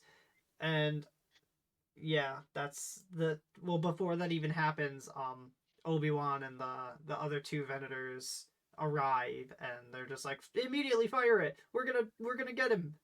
And he's just like, good job, Anakin. You did it, even though you didn't do the mission. You strayed from the mission to do something else, which that's fine. I'm okay with that, and I can see why Obi-Wan would be okay with that as well. But yes, on the medical station, because Anakin goes to the medical station now. Where is it? Because I swear I said something. Oh yeah, they just have a little banter between Plo Koon and Ahsoka and Anakin about like whose choice was it? Oh yeah, Plo Koon. He's congratulating Anakin for what a daring decision it was, and Ahsoka's just like, "No, it was my decision." And Anakin's just like, "Yeah, that's kind of true." And Plo Koon just responds with, "From a certain point of view." Oh my goodness. Return of the He- Jedi. Well, they make it to the medical, like the main part of the medical station, and the Kaminoan thanks him. She's just like, "You have no idea," or like, I forget what she says. Something about like he shouldn't take the lives he saved lightly, and he's just like, "I won't, but I won't take the lives I lost lightly either." And I really like that because he leaves to prep for the next battle, and Ahsoka joins him, and that's the end of the episode. So we could talk about thoughts, but I feel like it'd be better to just jump into the next episode because we're let's almost do at the that. 2.5 hour mark. So let's just keep going. There is no significant clone in this one, so No other significant than clone. a single unidentified clone medic that appears in the flashback sequence. So I'm not gonna change my gun. All right, that's fine. You can be dead matchstick now. Dead matchstick. I'm gonna put red X's over his eyes. Hold on. All right. Well, let's just get started. A plan is only as good as those who see it through. Wow, it's like they keep mentioning the plan throughout this Not episode. really a good theme, but I guess in reference to this being the third episode of a 3 episode arc, that's fine. Let's Because just Obi-Wan keep just going. keeps asking Anakin, "Is this What's your the plan? plan?" Do you Yeah. have a backup plan? Was this part of the plan?" Yes. It's So just yes, like, picking what the heck? right up from the last episode, Grievous and the Malevolence are being pursued by the Republic. They've lost the ability to jump to hyperspace. They've lost the 2 main weapons. They've lost primary shields and stabilizers. But the Malevolence is so large that even without shields, it can take a beating and still keep going. So, Yep. like, yeah, my biggest concern going into this episode was like, well, crap, I need to know the state of the Malevolence right now. And they gave it to you right at the start. And I was like, all right, cool. Let's move on. And moving on. Yep. So the current plan for the Republic is to target the bridge with maximum firepower because they want Grievous dead. And Grievous contacts Dooku. Yes, sorry. Which system are we in again? Rindelia. Rindelia. This is near Okay. Naboo. Right next to Naboo, yeah. Okay. But they're kind of escaping, so. Yeah, because I know where they end up is Antar. Antar? Yeah. I don't have an image. That is in the Do you know inner where it's rim. at? It's in the inner rim, kind of on the right side, I guess. All right, I'm just gonna take a. Do you know what quadrant? Yeah, it's N. Oh, how did they get N12. that far? N12. N12. How do they get that far? Antar from. It can't Jeez. be. I'm trying to look How? for Naboo. Oh, and they're going at like slow speed. Naboo is like something. Oh, something. Oh, Look, 17. Oh, 17. There's no way. I have no idea. Oh, wow. Without hyperspace, this is the long chase then. I don't think that's right. I hope that's not right. But yes, Grievous Well, contacts Dooku. I mean- Are you sure that's not where there are secret bases for the Separatists? The Malevolence crashes on the dead moon of Antar. Ah, that makes me sad. Okay, well, Because they current don't have a plan, map and they're just making things up. well, they probably heard Antar. That's from Legends. Let's use it. Something like that. But yes, Grievous. He contacts Dooku, who Dooku has already made countermeasures. We'll talk about that in a minute. But I do want to point out that this is something I find very weird. On my DVD copy for Never mind. what? The okay, I'll get to it at the end when we get to the end of Okay. the episode. All right. So on my DVD copy for this, the subtitles for Grievous at the start of this scene when he's talking to Dooku says, "It has sustained extensive damage." But on Disney Plus, because I watched it on Disney Plus at on my break from work first, and the subtitles read, "It has not sustained extensive damage." That's a It lie. has not. Whereas in Boy. it's like I just find it weird because when Disney Plus thinks that not is being said, um, the bridge shakes, and so it's possible that what Disney Plus is interpreting as not is actually just Grievous going, duh, right? Like, Coughing. yeah. So I don't really know because that does change the interpretation. And I'm not gonna talk about every episode's subtitles. I just happened to watch this on Disney Plus and then watch the DVD, so it was like that was really weird because that does change the scene. Yeah. It's I think either that I would prefer him to be saying just being real with Dooku because I don't see why lying would help him, and especially in the long run. Like, mhm. yes, getting back to this, uh yeah, there's it has sustained extensive damage, but like, yeah. Getting back to this, we go to the next scene, and Senator Padme Amidala and C-3PO are in hyperspace. Just And casually. she says that Palpatine has sent her on a secret mission from from the Supreme Executive of the Banking Clan. In Padme's words, she says, "If they leave the Separatist Alliance, it will go a long way in shortening this war." I don't I know will. hardly anything about the Banking Clan other than that they are explored in season 6, Mhm. which I haven't actually seen anything of season 6 beyond the Clone Protocol 66 arc, so I pretty much know nothing about them.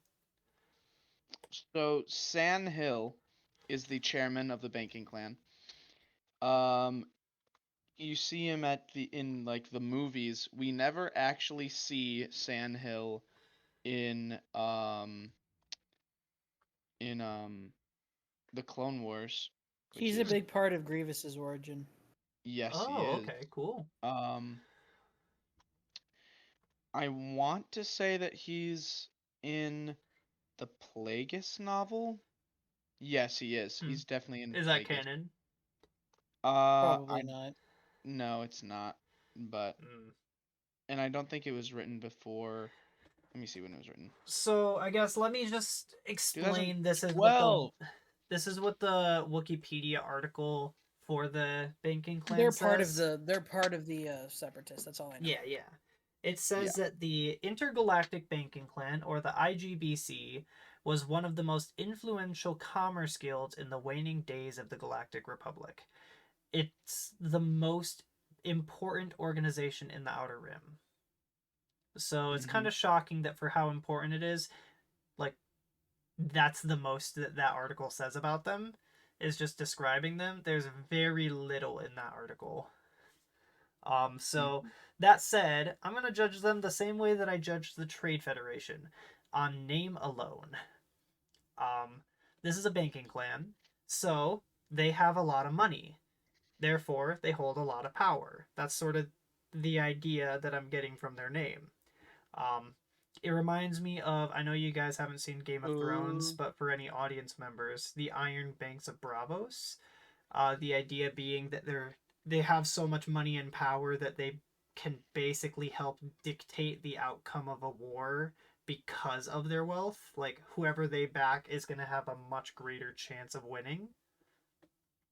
The difference being that in this, the Galactic Republic is still extremely powerful without the Banking Clan. Whereas in Game of right. Thrones, like, whoever Bravo sides with basically wins.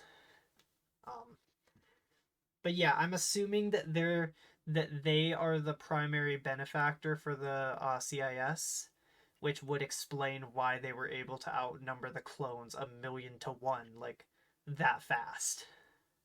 Mm-hmm. So, Right. okay, I found what I was looking for. In Darth Plagueis, the novel, uh, the Stan Hill, who is the chairman of the banking clan, who's the guy mentioned by Padme, he was mentored by a man named Higo Damask, who is the secret identity of one Darth Plagueis. Oh, Yeah. that's Interesting. a So that's Plagueis a was a part of the banking clan? Yeah, he's Plagueis was the same species Oh, as okay. them. oh, they're the tall Interesting. people. Yes, he was immune, Oh, okay. and he he was part of Damask Holdings, which is one of like the big companies in the banking clan. And he was the one who mentored San Hill. He was originally going to be like the head of the banking clan, but then he became a Sith guy. So. Okay. Well, I just find it crazy, because I do want to point this out. It's the same thing with the Trade Federation. I that entire explanation that I gave on the banking clan was just me coming up with an explanation based on the name banking clan, right? Like I know nothing about them other than their name, and I'm already able to understand, or like I know their name and where they're located in the galaxy, and now I already understand pretty much the essence of their culture, their societal status, and their perspective and allegiance. And that's just in their name. And that's like kind of the same thing with the Trade Federation. Like, that's really awesome that you can provide a name that gives so much character to them. I just think that's really, really cool. Yeah. Um, but yes, with that explained, here's Dooku's and probably also Sidious's plan. Palpatine tells Padme that the supreme executive of the banking clan wants to meet with one of the diplomats of the Republic because they want to negotiate a treaty. So Palpatine chooses Padme to represent the Republic, and he gave her the coordinates to the system where the Malevolence is in battle. And he's like pretending that this is the system where they're going to be secretly meeting. Kind of like Yoda with the Toydarians in Ambush. Hmm. Um, but yeah, Padme will accidentally enter the battle and get kidnapped by Grievous to force a stalemate with the Republic so that, it'll be a long enough stalemate that Grievous can escape or fix the Malevolence's hyperdrive. Right. Um, I guess Palpatine's plans as far as post-war don't involve the banking clan, or at least involve disbanding the banking clan, because like no matter what, this stunt is going to make the Republic hate the banking clan. Hmm. And it's like gonna make things very, very clear. Like you are working with the separatists. Like you guys are just evil. You sent one of our diplomats to die just Into a so that war you could zone. you could escape a battle. But yeah, Hmm. yeah, Padme, she states that she doesn't want the separate. Oh yeah, sorry, I skipped a little ahead. But yeah, Padme, she gets there. It's a cool shot of them escaping or exiting hyperspace immediately to the ship. That's like, oh, that's pretty cool. But if you were a second later, you'd have died. That's okay. But yeah, Grievous immediately recognizes that she's here, and he's like, "That's my bargaining chip." So he sends, what is it, the tractor beams to stop her. DoorDash special delivery bargaining chip. Yeah, pretty much. That's how it works. I'm trying to see where I'm at in screenshots so I don't go too far ahead. Yeah, Grievous finds her, and then immediately after we see Ahsoka picking up a signal, and she's like, "It's a Naboo ship," and Anakin flips out. He's like, yeah, woo! My wife! yeah. Let's see, Grievous or yeah. So I guess I just didn't write anything about Padme getting here. I'm shocked because like that's a That's a pretty big Pretty part. key moment. But yeah, Anakin, he's freaking out. He's like, "What? Why are you here?" Because like that's his wife. I like even Yeah. Obi-Wan. He's like, huh? He's Like, very like concerned. this goes to more my theory that Obi-Wan knows. But he's I'm just like, pretty oh sure no. Obi-Wan knows. Yeah, it'd be more of a problem if Obi-Wan didn't know. Yeah, No, he absolutely does. But yeah, he everyone does here know. is I pretty like, concerned. and I'll get to it when we talk about it. But we'll Yes. keep going. I know there's a plot where they get really close to Obi-Wan admitting that he's learned, but yes, Yeah, the that's in season. oh wow, man, I did not take a lot of images here.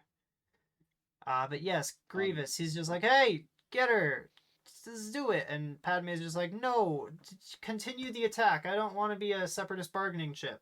But Anakin is like, no, stand down, which Obi-Wan also says stand down immediately after Padme, like after seeing her. So like I like that they're already both on the same wavelength, but yeah, they make it seem like a big thing for Anakin to tell them to stand down. Obi-Wan doesn't want his best friend's wife to die. That's true.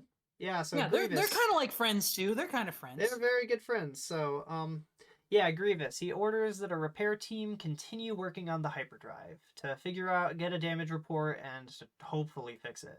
But he's gonna make his way to the main hangar to find Padme. Padme, she's in her ship. I like Yes. I like how Grievous puts on his cape just for a guest. I didn't see that, but I like that. He wasn't wearing his cape the entire battle, but as soon as he knows he's gonna have a guest, he throws on his cape. Company. Company, I must He's look gotta look good. presentable. Yes. I mean, he says, I have a reputation to uphold, so yeah, I can see that. But yes, Padme, Being a she's very in dapper her ship. cyborg. Yes. It's my favorite Padme, representation. she's in her ship and she's doing something with the computer. She's overloading the power system so that the ship will self-destruct. And she leaves with C-3PO, and C-3PO says, we're doomed. Like, I It's a like that. callback to Nice little at- A New Hope reference. at That's the- like yeah, New the Hope. first thing. But We're yes, doomed. Anakin leaves. He's like, nah, I gotta save the senator. Not my wife, the senator, definitely. I like how Obi-Wan's like, I'll go with you. Yeah, I'll he's totally like, I'm go with coming. you. Yeah, definitely. It's like, I'm Eh. your bro. I'm gonna go help you save your wife. I mean, the senator. Oh, I did take a picture of Plo Koon. Yeah, Plo Koon. He calls this craving adventure and excitement, and Ahsoka simply responds, "You get used to it." Now, I like that as a way of indicating that they don't really understand, but also, what happened in the movie, right? Anakin's on Tatooine and Dooku senses those feelings, right? So anyone Force sensitive, like to an extent, should be able to sense that Anakin is feeling certain feelings towards this senator. But I mean, Maybe he just likes all senators. You never know. I don't know. I feel like even showing without the Force, his outward response to Padme, like, I'd be able to question, maybe there's something there. But Yeah. yeah, that's fine. something Let's there. continue. There's something So- there. There's a song. I don't know. Yeah, oh my gosh. You started doing that, and I immediately started thinking of Beauty and the Beast.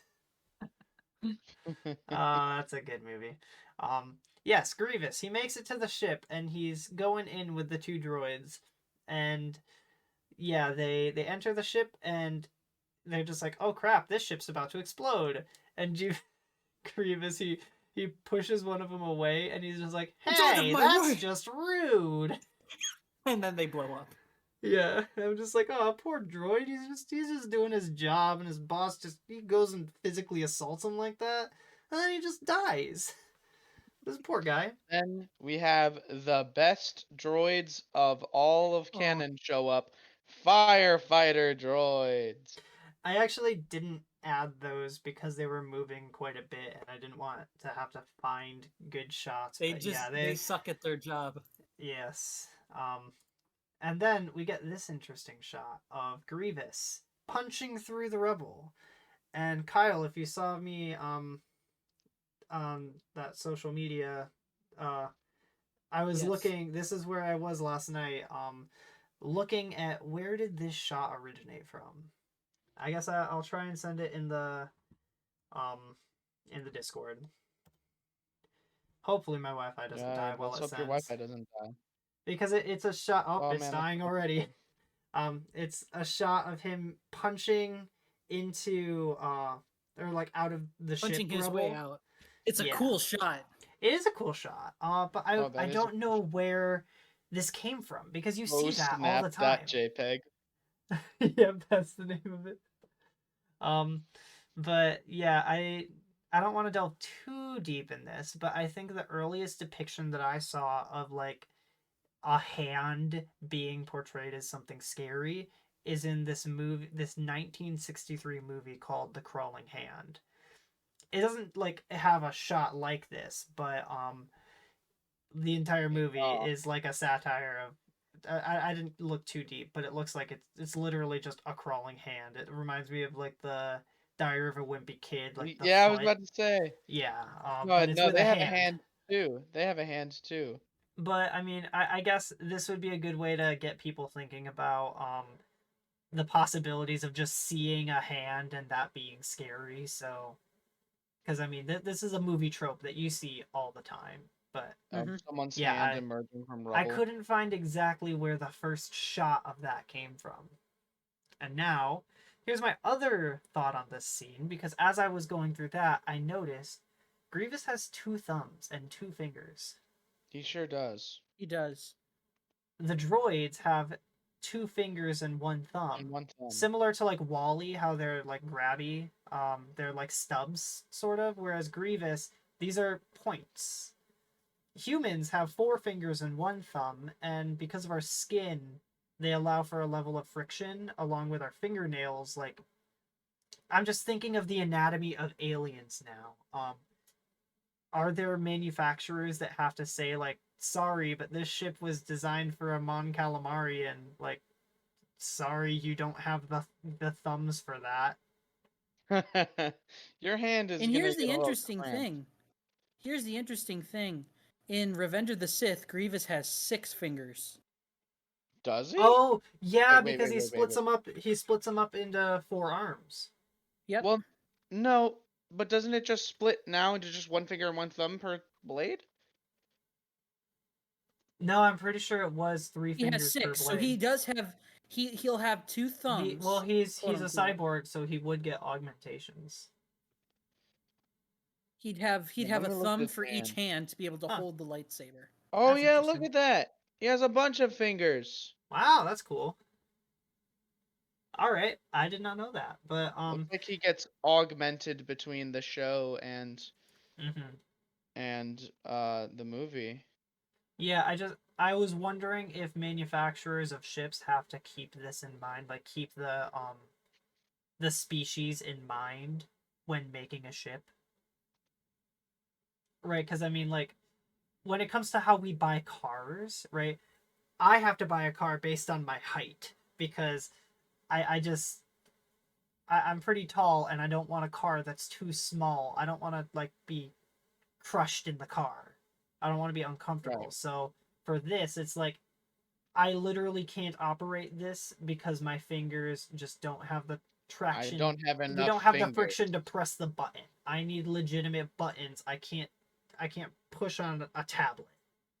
Because Grievous wouldn't be able to operate a tablet. It just No. it got me thinking about the minutia of how different creatures have to deal with things, and that's something that would have to be accounted for in a universe. Mm-hmm. But yes, let's continue. Back with How long have we been doing this? 2.5 A long hours? time. recording 2 hours and 39 minutes. I need to make lunch. I haven't eaten yet.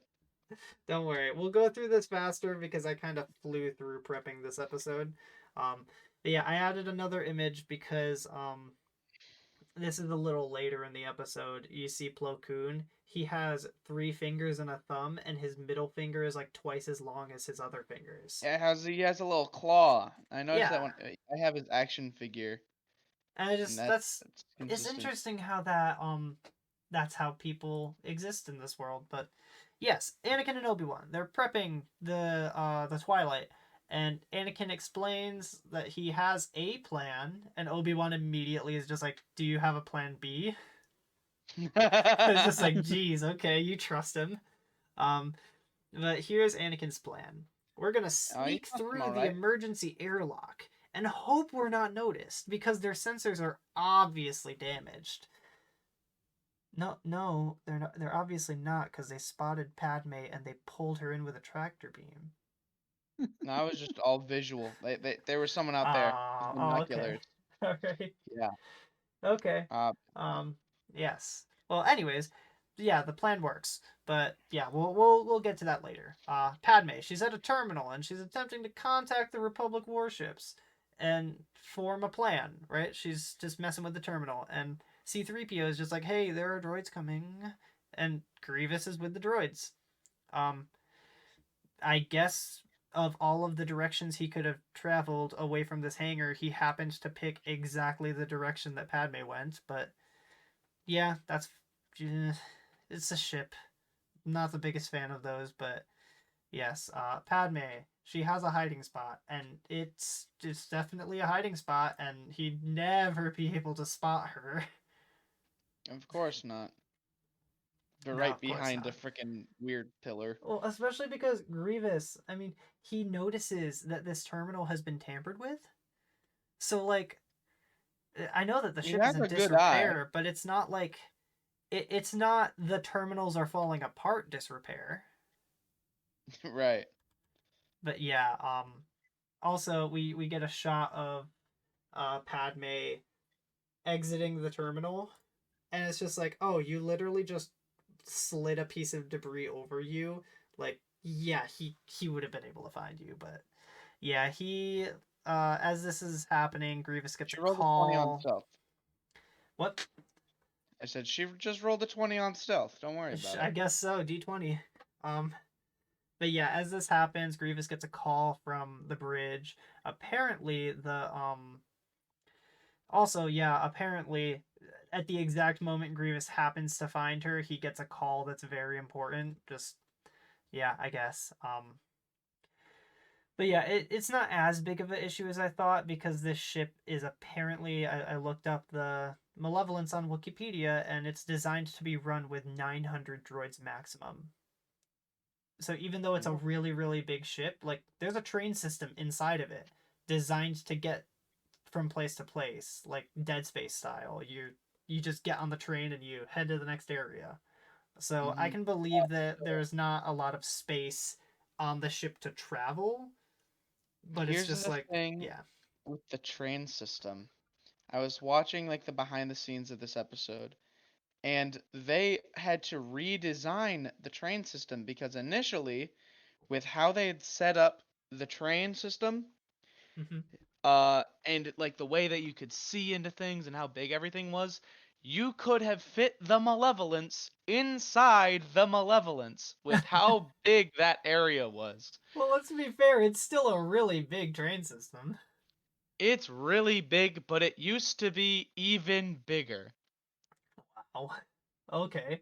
Well, yeah, I guess I can believe that there's not a lot of space to travel in this ship because of the the train system, but yeah, it's still pretty convenient. But yeah, Grievous takes a call and it turns out the hyperdrive not quite as bad as he thought.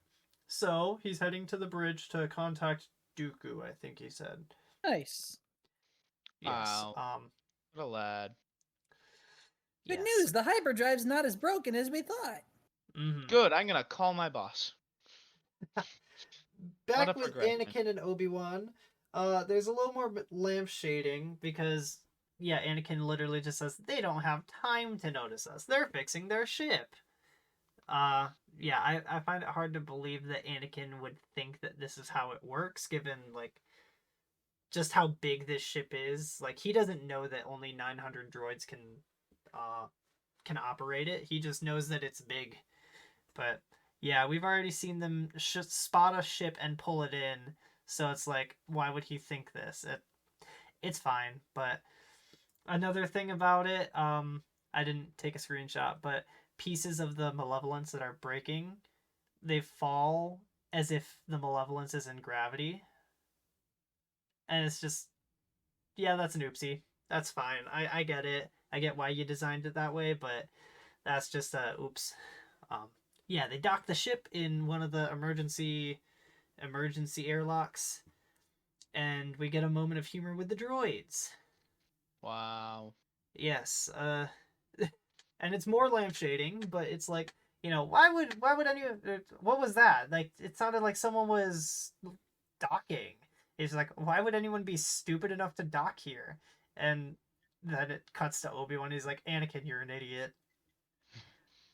Oh, he says, Anakin, you're crazy. Spinning is not flying. And then Anakin says, but it's a good trick.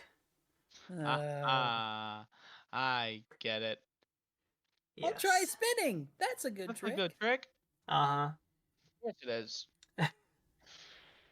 And Oh, what yeah, else then could it be? Not a then good trick. the yeah, they show up and you see the droids. Oh yeah, because Obi-Wan, it's just a bunch of jokes here. Because Obi-Wan is just like, let's just try to not get spotted, and then they see the two droids, and the droids are just like, I knew it, and then they die. Let's try not Um, get spotted. Get spotted immediately. pretty much, yeah. What's So let's keep next? moving. Don't Yes. they somehow connect with Padme? Yeah, Yularen informs Ahsoka that and Plo Koon that there's a transmission coming from within the Malevolence, and they patch it through to Anakin and Obi-Wan. And Grievous, now back on the bridge, discovers that they're in communication. And the Republic doesn't know it, so the enemy plans to use that to their advantage. Where am I on the screenshots? So they're splitting up. So Anakin's got to go find. Yes. The plan is Oh no, wait, they're not splitting up the yet. They're plan going is to the train first- station. Yeah, we're gonna find Padme by getting to the train station. But yes, they get to the train station, and Anakin and Obi-Wan are just like, where is she? But they happen to be close enough that they can see each other. And Padme is just like, oh no, more droids. And I guess there's a little plot armor because she doesn't get hit, but also she immediately goes into the train station, so it's not like it's a lot of plot armor. So yeah, that happens, and that's how the Anakin and Obi-Wan are able to see where she is, because they see all the blasters and they can hear it. And it's like, all right, that's cool, that's all right. So Anakin jumps down and he's like, Padme, I'm gonna get you. And Padme gets she's on one of the trains. I don't remember how she got on the train, but yeah, she gets on one of the trains, and Anakin is just like, don't worry, you gotta, like, Because it's okay, one I'm of the gonna get droids you. blew up the tracks. Yes. You guys want to talk about the train system for a second? I'm getting a call again. Okay. All right, be right back. Okay. It's kind of like it's smart for a ship that big. Absolutely. It's although I'm still I really like the fact that it just used to be so much bigger. It just you could fit in the malevolence. In a Malevolence. Yo, it's a malevolence in a malevolence, guys. Um, I don't know. Ooh, hey, fun fact. Oh. I have a Lego Malevolence. Oh, that's beautiful. My It's friend had one. beautiful. And I if forgot you about that. Yeah. if you open the back, you have 2 slots for 2 little trains to run around in. Ooh. Oh my gosh, yeah. So I was meaning to put pictures in, but I totally forgot about that. I gotcha, remembered buddy. right as we got there, but I yes, gotcha as you'll the have to editor. put those in because it's really cool, and I'm really jealous because like I like a lot of the Lego Star Wars sets, but man, the Malevolence, I I've looked it had up. that It's like since a brand new Lego Malevolence is like $500. Oh. that was like either a birthday or a Christmas gift when I was younger. That's a cool one. So yes, let's get back here. They get to they're doing the fight. And yeah, Padme, she's on one of the bridges, and Anakin is just like, "Hey, I'm gonna save you, right? Like I'm gonna use the Force. Jump to me." And the reason why that happens is because reinforcements arrive immediately, and one of the B2 super battle droids launches a wrist rocket in front of the track to, destroy Padme. So Anakin is just like, I'm using the Force. And he And gets Padme jumps, and she flies, and she makes it. And it's very, very nice. and And then they're about to C-3PO kiss. doesn't. Oh yeah, C-3PO, he gets pushed off. Yeah, Padme, she pushes C-3PO to like get him on the train, and he falls onto a different train. And Obi-Wan, he saw Anakin do this, and he's like, "Nice moves. I'll do the same thing." And this is as they get separated. That's why Padme and Anakin start to kiss. They don't just do it in front of Obi-Wan. But yeah, he tries to do Yeah, we this cut to for black before they kiss. he tries to do this for C-3PO, but C-3PO, oh no, here comes the train. I He think this is gets probably whacked. my favorite shot that we've had in Star Wars yet. He gets hit by the train, and so because there's the whole idea of motion blur. The train is moving really fast, and so the animators had motion blur. But C-3PO at this moment, for this one frame, is not moving, even though he's been hit by the train. So Oh, he is fully like clear, and it just looks so wrong. It's just the funniest thing. All right, I'll try Send and it, Ryan. post it. Send it. Yes. Kill your Wi-Fi for the memes. Yes, but it's just so good because the way that he looks in relation to the scene, everything is super blurry except for him. He's crystal clear.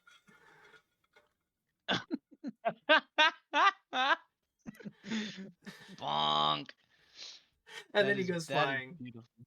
All right. But Yeah. that joke, let's just be fair. The C-3PO should be dead. He got hit by Yeah, a no- train. I mean, Spider-Man Far From Home, Peter gets hit by a train and he's like seriously wounded. This guy, he's a robot. I mean, he's made of metal, but he's just circuits. He got hit by a train, and then like 10, not even 10 minutes later, he gets the train stops and he flies into boxes. Like, I don't think that Beskar could take that, but like But apparently he adamantium? has. Yeah, like oh. Yes. Well, that happens, and so Obi-Wan is just like, "Yo, I know you two were about to kiss, but C-3PO, he's gone." He's dead. And, I mean, yeah. Well, they cut away as Padme and Anakin were about to kiss, and then they cut back to Padme and Anakin as they're about to kiss, and then Obi-Wan patches them through. So I think that was just a bit of a we cut back in time to see Obi-Wan try to save C-3PO, and then we cut back. So it's like they didn't actually kiss. I don't know why I'm focusing this hard. Like, did Anakin kiss Padme? I must know. But I don't Click think this they did. link to find out. 9 out of 10 you'll doctors never agree. believe what happens. Just get a bunch of clickbait in there. Bankers hate him. Bankers hate him. Yes. And Tusken Raiders. What's next? So here we go. Oh my gosh, where am I? They do. So yeah, Padme. She informs them that the Grievous, like this hyperdrive is almost repaired, and she's like, "We can't just leave. It's it's gonna happen. We got to do this." And Obi-Wan is like, "All right, cool. I'm gonna head to the hyperdrive because I'm already on my way there." Anakin, Padme, you guys find C-3PO, and yeah, that'll happen. But little do they know, they're being tracked. And yeah, Grievous, he's like, all right, cool. I'm gonna get to Obi-Wan. And yeah, we get to Obi-Wan. He's about to mess with the hyperdrive, and there's only 2 battle droids. He's like, haha, I'm gonna sneak attack you. Turns out he got sneak attacked. Droidicas, super battle droids. Yes, and And then then Grievous jumps down and he says, "Hello there." Hello there. Yes. And then I Obi-Wan love- says, "General Kenobi." Wait a minute. Hold on. He's That'd introduced. be What a Oh hilarious. my goodness. But yeah, so Revenge of the Sith reference. I think that's probably the most overt reference that they do, but just because it's like one of the more popular ones. But I do like this as a moment, right? just because Obi-Wan has to fight them. Grievous decides to just let his droids do the work, and Obi-Wan just straight kills them all of Yeah, the why droids, would and then he you not? escapes. I have some problems with Grievous's. Why didn't you just go full four-armed spinning kill mode? I We don't may know. never know. Well, maybe he didn't have forearms here. I don't know. But so first off, You should. I like this as a moment because it means that later in the war, Grievous instead opts for when the Magna Guards don't work in that scene. He's like, I'll deal with him myself because he's not like you guys won't, right? Because it already happened. They didn't. I like that. But I do think there's a lot of plot And armor. He's Right? gonna have a lot of fights just- with Obi-Wan throughout this whole series. Obi-Wan just force pushes droidekas onto the like through the platforms to hit other stuff, and then there's a moment where he stands back to back with a droideka and then pushes it at Grievous, and it's like And Grievous catches it and there's some- throws it. he does, yes. But yeah, that's interesting. But we can move on. Anakin and Padme, they're getting shot at. I didn't get a good screenshot, but there's a bunch of droids. They're shooting that way, and yeah, they're running, and they're just like, we got this. We're gonna make it to the main bridge. And Anakin, yeah, that's his plan. And at the same time, R2D2 shows up, and he finds C3PO, and it's just like, whoa, you did it, R2. That's pretty crazy. But yes, I guess I just didn't take pictures of the hyperdrive, like on the bridge with Anakin and Padme. But So the yeah, whole they plan make it is to the bridge, and they make Anakin some has house a plan. jokes. They make some house cleaning jokes. They Yep. Yeah, and Padme Anakin cleans up rewires the destroyed droids while Anakin does something. We don't know yet. he's messing with something. He's messing with the controls for the hyperdrive. But yes.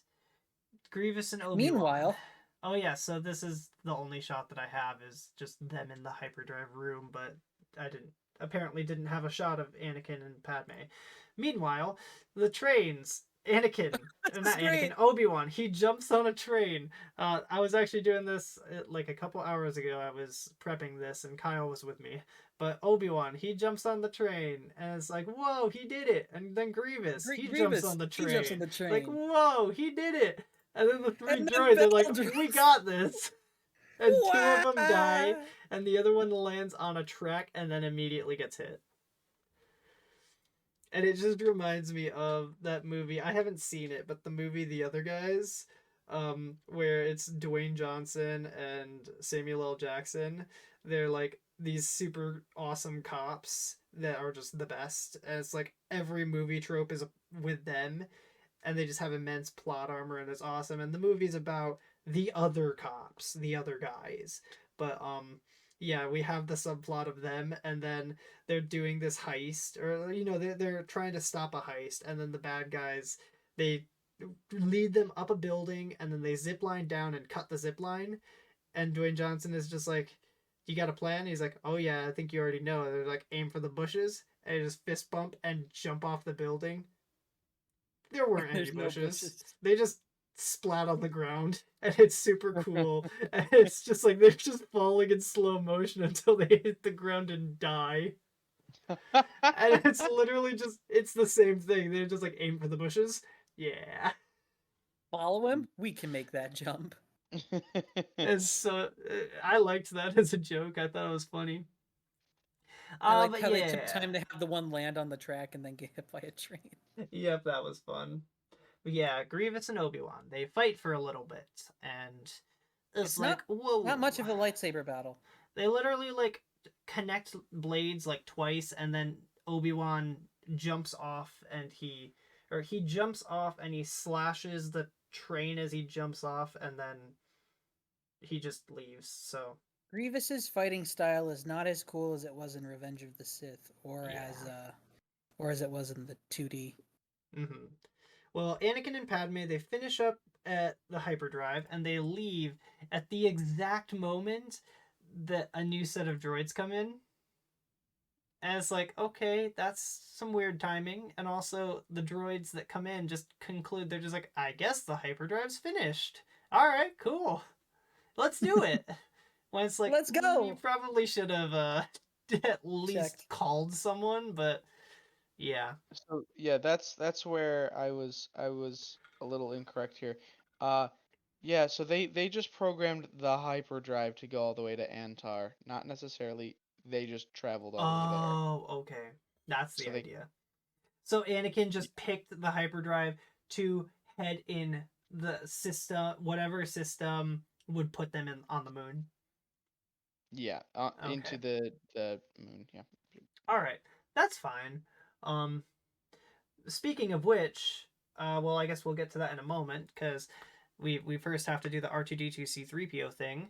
They're walking through a tunnel, and at least everyone is now heading to the Twilight. So that's something. But yeah, they just so happen to run up to Anakin and Ahsoka, and it's like in the middle of a joke. He's just like, my, I suggest that we just stay here and wait for Master Anakin. And immediately after the door opens, he's like, C3PO, what are you doing just standing around? Let's go. And he's like, "What?" Yes. Even luckier is the fact that Obi-Wan, yeah, they get to the thing, and then seconds later, Obi-Wan's just like, hold the door. But yeah, And I they mean, all it's get not the on. biggest problem. They get on, and suddenly there's a moon here. Just yeah, it's just There's a moon. here. Mm-hmm. And then It wasn't here before, but Grievous it is now. Grievous jumps in his He starfighter. Yeah, and a bunch of vulture droids start Yep, and start chasing, and they all go after him. I'd say some plot armor as far as the lasers, but at least they fight back. That's pretty good. But yeah, Grievous, while this is happening, he gets a transmission from one of the droids. They're just like, the hyperdrive is fixed, and he's like, good, launch it, let's Jump. go. Yeah, make the jump. And they're just like, all right, we're going to. Wait, why are we heading to the moon? And he's just like, reset the Nava computer, and it just doesn't happen. They just crash right into it. And they explode. Yes, and well, before that, Grievous gets a transmission from Dooku, and Dooku's just like, "Hey, are you on your way?" And he's just like, shut you off. And he just cuts them off and doesn't Yeah. answer anything. And he's not happy. Yes, I would talk about the fact that why can the separatists get signals to each other, because the Republic is there, like in the same way that signals get jammed, but that's fine. I'm not gonna complain about that. But yeah, they crash into the moon, and then everyone's all happy, and then the episode just ends. It just ends abruptly. There's nothing else said. It's just over. Mm-hmm.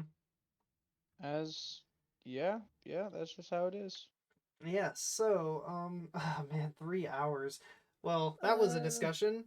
Let's just quick go over some final thoughts. What are our thoughts on this as an arc? I think this would have made a better movie. Oh yeah, Yeah. definitely. Well, I if it agree. was more of a story, because I will admit these are 3 separate episodes. They are. If they This were feels bridged like- more. If this was a movie, it reminds me of. Did anyone see you guys know the movie Atlantis, the Disney movie? Yeah.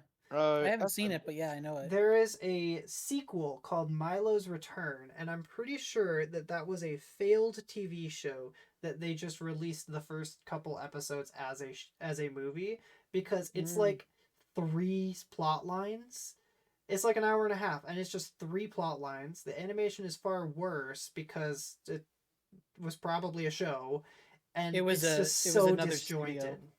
Yeah, it feels like that's what it would be if they made this a movie. If they were going to make a movie, this could have been something. Yeah. I'd have enjoyed it. I'd have seen it. But yeah, I thought it was fine. Yeah. Not the best episode, but by far not the worst. So Yeah, I like the space combat stuff, and I do like as a history nerd, I do like, the reference to, oh yeah, they're trying to recreate something that did happen, not to the letter, but That's cool. Mm-hmm. Yeah. I do like the idea that they're recreating a form of history in this show. I think that's you could do a lot with that. So Yeah. I like it. I hope to see more stuff like this. Just because I mean there are some big problems. I like to think that I've pointed a lot of them out, but um, yeah, I feel like for every problem there's a good thing. I wouldn't. I can't really complain too much about this beyond like most of my problems are just that's not scientifically accurate. Right. So it's like, yeah, I feel like as far as a narrative goes, this generally works. So yeah, it's a good one. They did a good one. Let's Yeah. go. Yeah. All right, Kyle, you're in charge. Explosion. Okay, boys, bring in the battleship. No, not the What? Bismarck. What? Oh, Both of The them. flying Bismarck. the flying Bismarck. Oh my gosh. No!